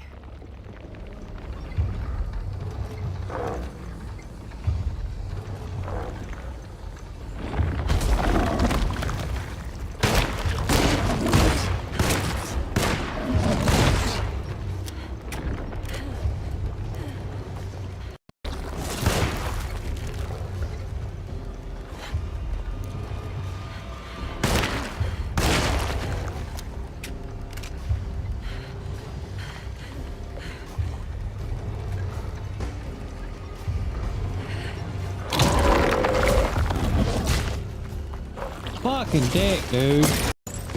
That's such bullshit, dude. God, this game's so fucking jank.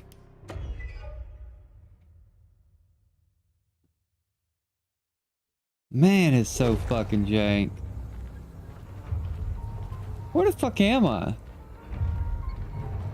Why does it keep starting me back?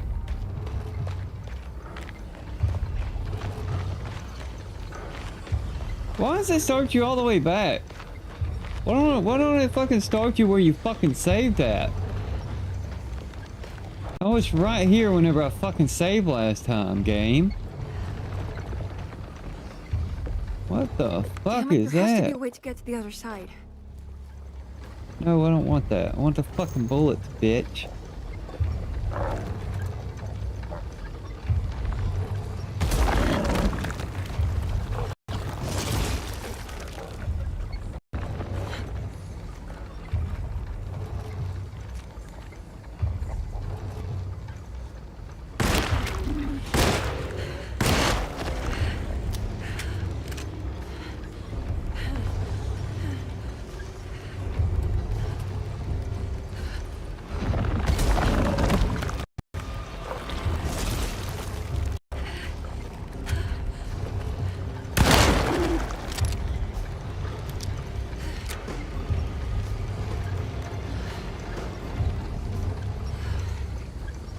Alright, let me make sure I'm not missing nothing anywhere around here.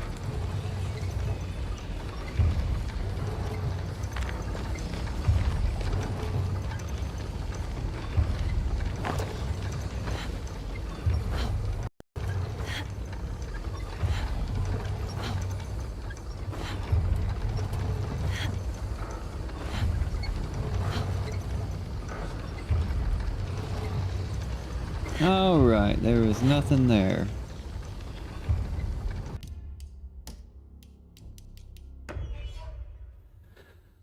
So I don't need to kill these animals. So I'm not wasting all my ammo on these dumbasses. So what we'll do, we'll go back and just run right past them again.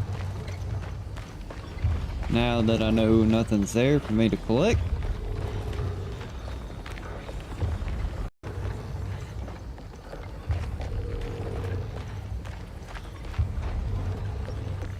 Damn it, there has to be a way to get to the other side.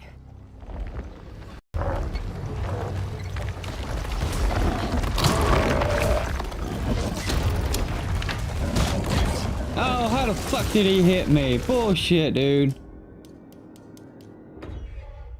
It's almost impossible to get hit right there. And he fucking hit me. What was that?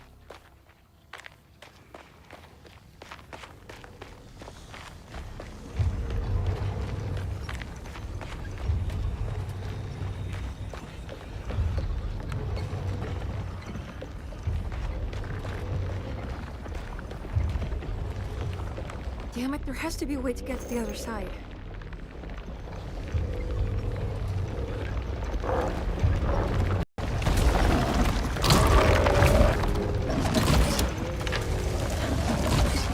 Made it.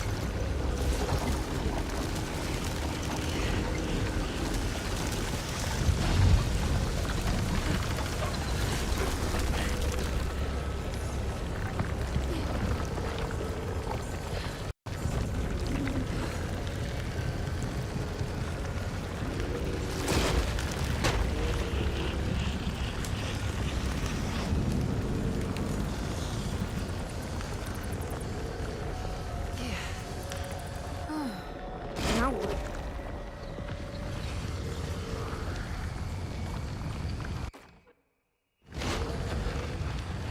Just don't look down.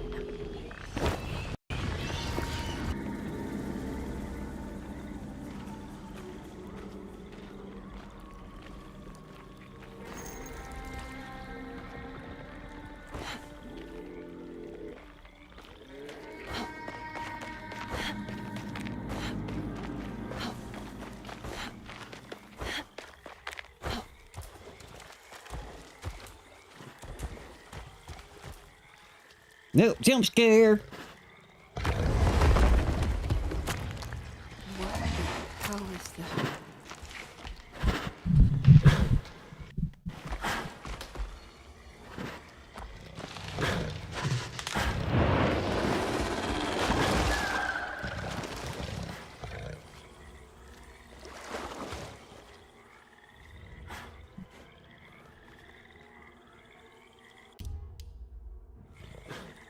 Of course I can't save the game yet.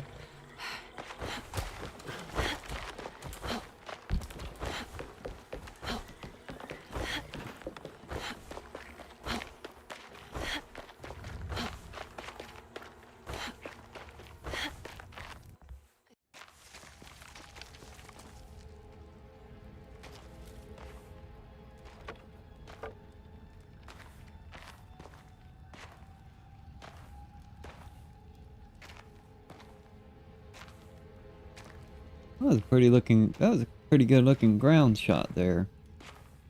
I think this game was made on Unreal Engine 5.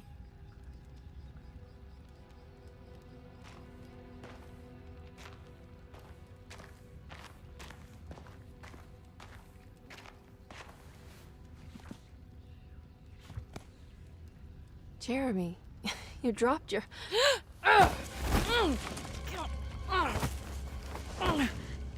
Mrs. Marcus? Get off of me! What are you doing here? Trying to find my uncle. Jeremy is your uncle? Could you please? Thank you. And it's Miss Hartwood. You don't remember me? I remember you, Mr. Bois. I met your brother Baptiste earlier. I suppose he hadn't found Jeremy either then. We spread out to find him. Can I have this? I'm trying to get to Tarawea. Fine, believe the rest. I just want Jeremy to come looking. We have to leave before it comes inside. What? Where? Come quick!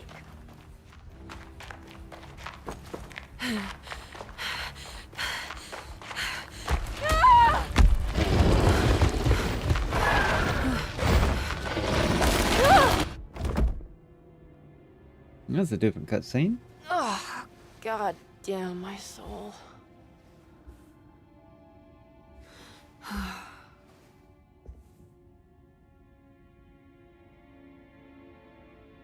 We're back. I'm back at Dorsetto. The dream of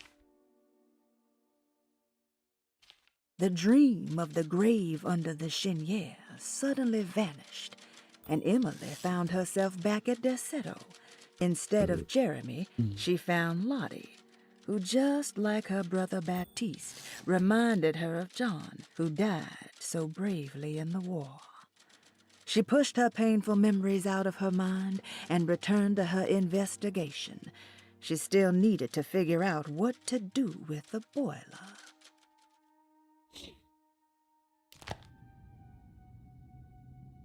The boiler, you say?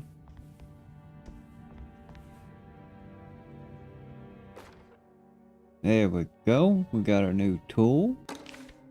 Reflections on the Power of the Verb in Certain Texts by Juan Luis Jorge. To act is in itself divine. Even the slightest movement of our hand is evidence of our soul in motion. Yet our free will is so easily overwhelmed by the dullness of everyday life. Our actions become rote and rigid, in spite of luxury and comfort. True divinity is found in the choice of leaving the stage where we all perform. People who discover this freedom unexpectedly will be struck by the terror of this revelation and become paralyzed, or worse, turn to suicide. However, if you are able to weather that storm, you will discover that there is a divine path beyond that fear. There is a chance to dismount your destiny and make something new. Something that hasn't been planned for or predestined. There is difficulty in explaining this type of acting as it transcends our everyday choices. This isn't some banal decision choosing one career over the other, or even who I should marry. Leaving the stage, no matter how, isn't a matter of course correction. It's a rejection of the story that the Creator is telling.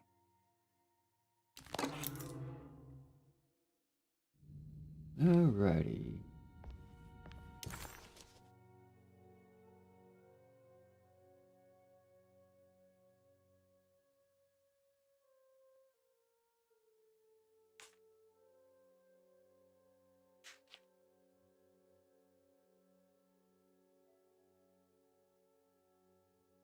Alright, need to make our way over to the sitting room on the second floor. It's wet shut. It worked. Alright, this is where this is. The Barlow lens. Instructions. To double the magnification of your telescope, simply fit this Barlow lens to your instrument. Then operate the fine-tuners to adjust the distance between your lenses. This is easily done while Yeah, I already know all about that. Feller key.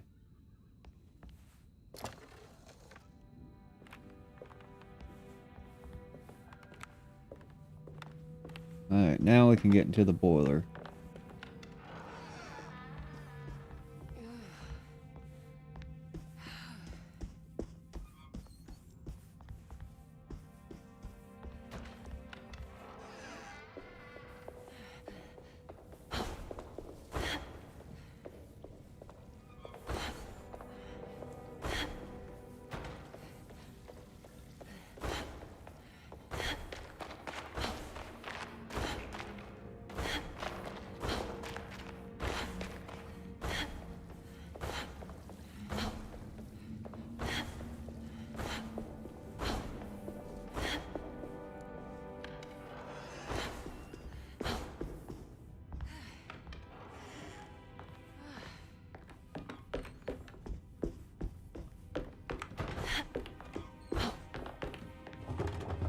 Of course, it's locked.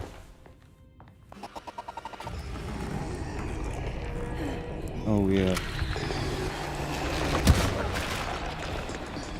Fucking game. And I forgot to save.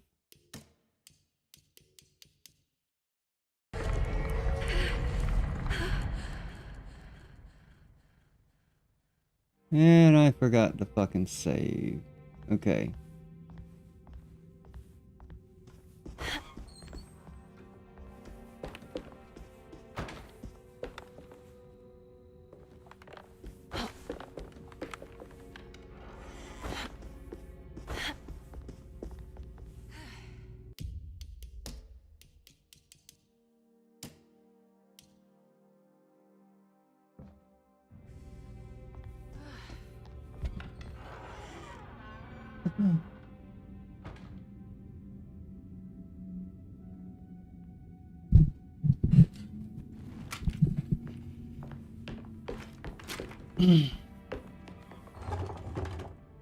It's blocked.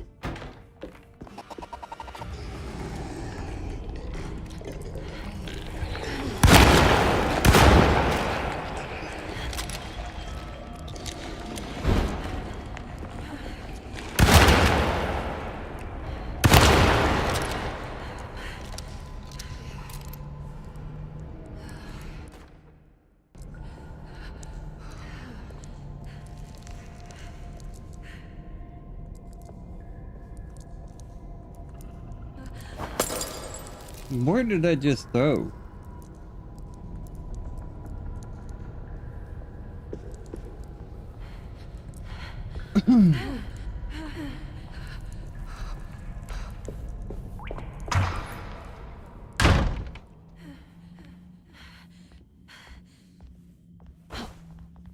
Okay, that wasn't so bad.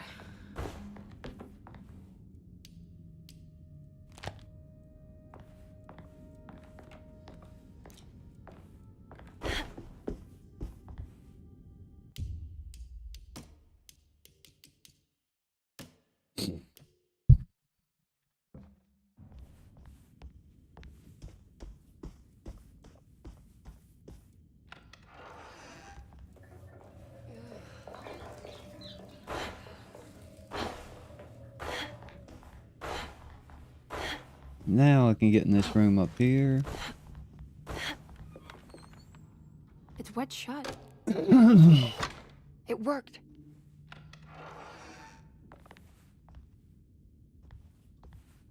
Oh, I remember what's up here.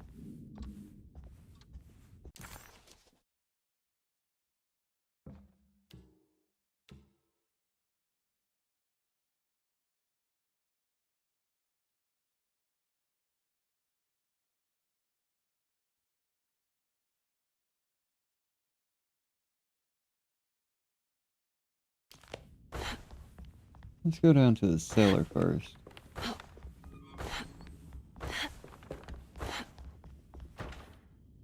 Fucking game.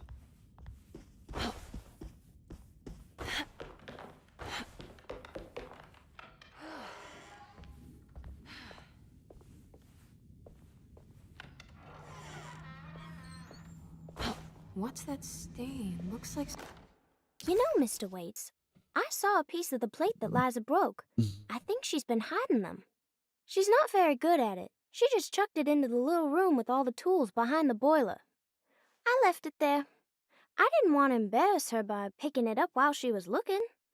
We went upstairs instead and played backgammon. I let her win, because she's so unhappy. The piece looked like the one on display in Cassandra's room. You know about that one already, right? Or is your eyesight really that fuzzy? I hope you don't feel bad about your glasses. You only look stupid when you squint. Maybe if you had more eyes, you would see these things. I wish you had all the eyes you needed. Your best and favorite guest, Grace. Kind of rot.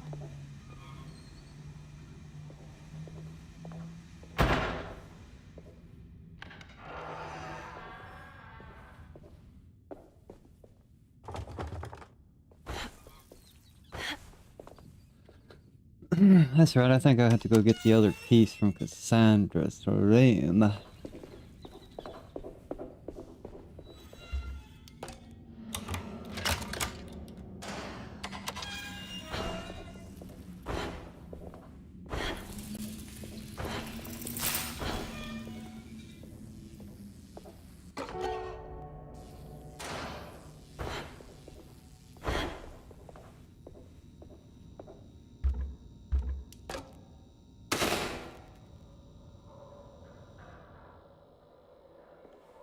I guess this...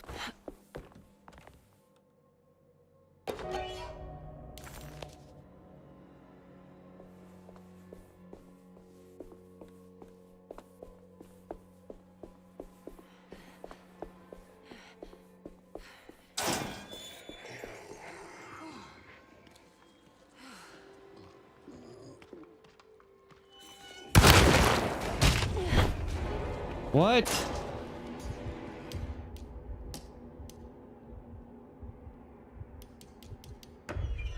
How did I not kill him in one fucking shot, man? Are you kidding me? I guess this works too.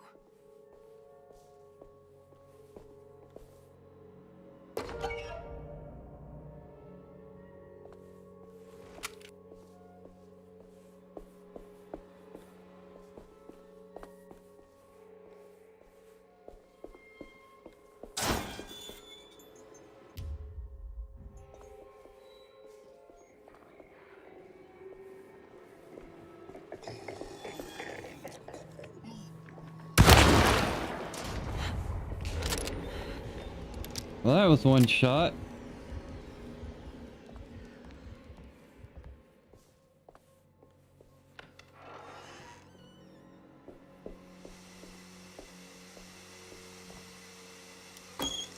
Am I even supposed to be doing this right now?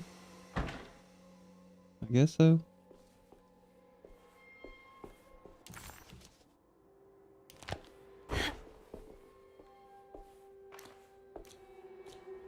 Jeremy?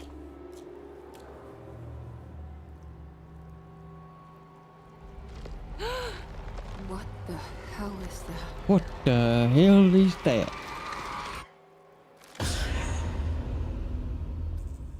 What? There was a dead body in here. Did I just imagine that? Alright, there's one of the pieces. The body of Deseto's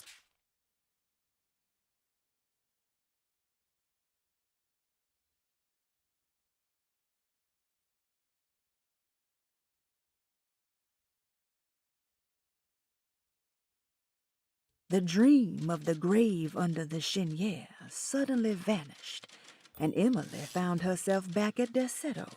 Instead of Jeremy, she found Lottie, who, just like her brother Baptiste, reminded her of the body of Deseto's clerk, transformed into some eye-clad abomination before he suddenly disappeared. Surely it was all in her head. A horrible vision planted by the dog man.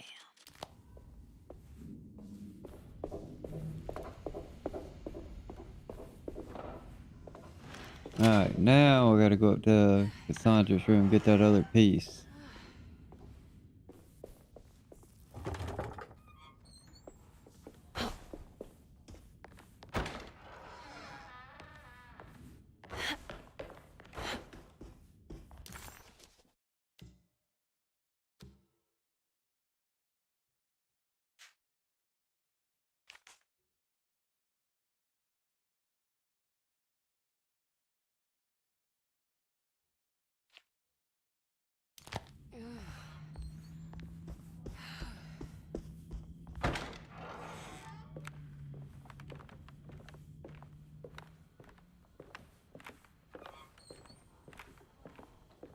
I wonder if there's anything back down here.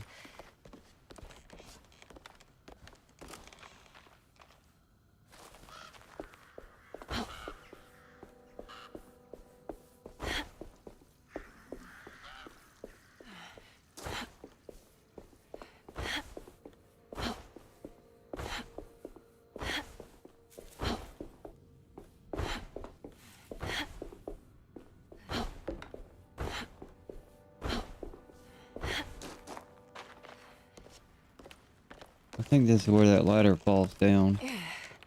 Let's see.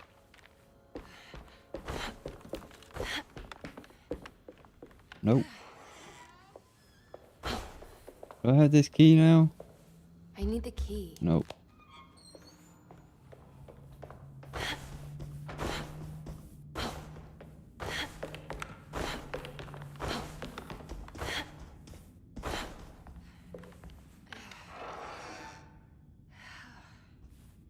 What's that stain? Looks like some kind of rot.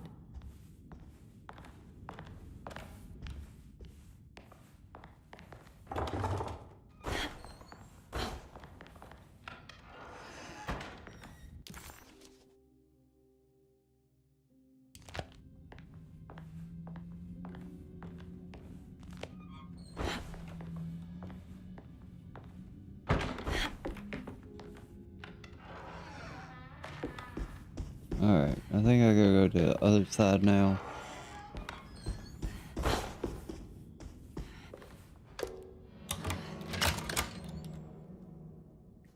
Come on, Grace. I'm too tired for games. I'll even let you play with my jackknife. Oh, good evening. You haven't seen a little girl by any chance, have you? I don't think so. You would have known if you did. The only kid crazy enough to be in this place. She's not in her room then? That would be a first. Always running around causing trouble. She's very hard to pin down, that one. You want a sip? I'm good, thank you. Well, I should be going then.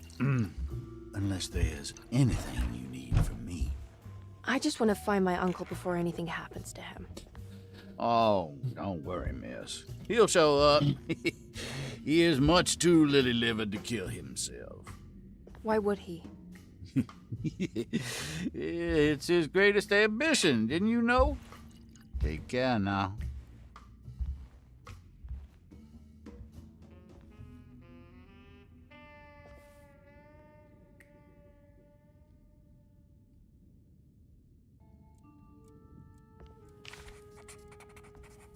McCarthy moseyed off to continue his search for the little girl.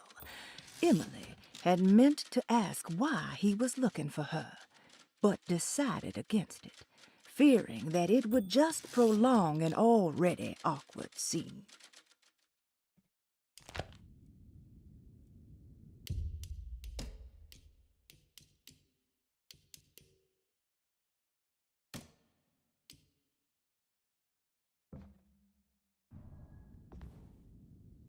There's something missing.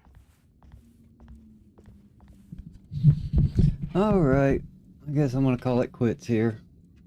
I don't want to make these episodes too long. Yeah, don't want to make them too long, so that's good for part 1 for Emily Hartwood's playthrough. So yeah, I'll be back on for part 2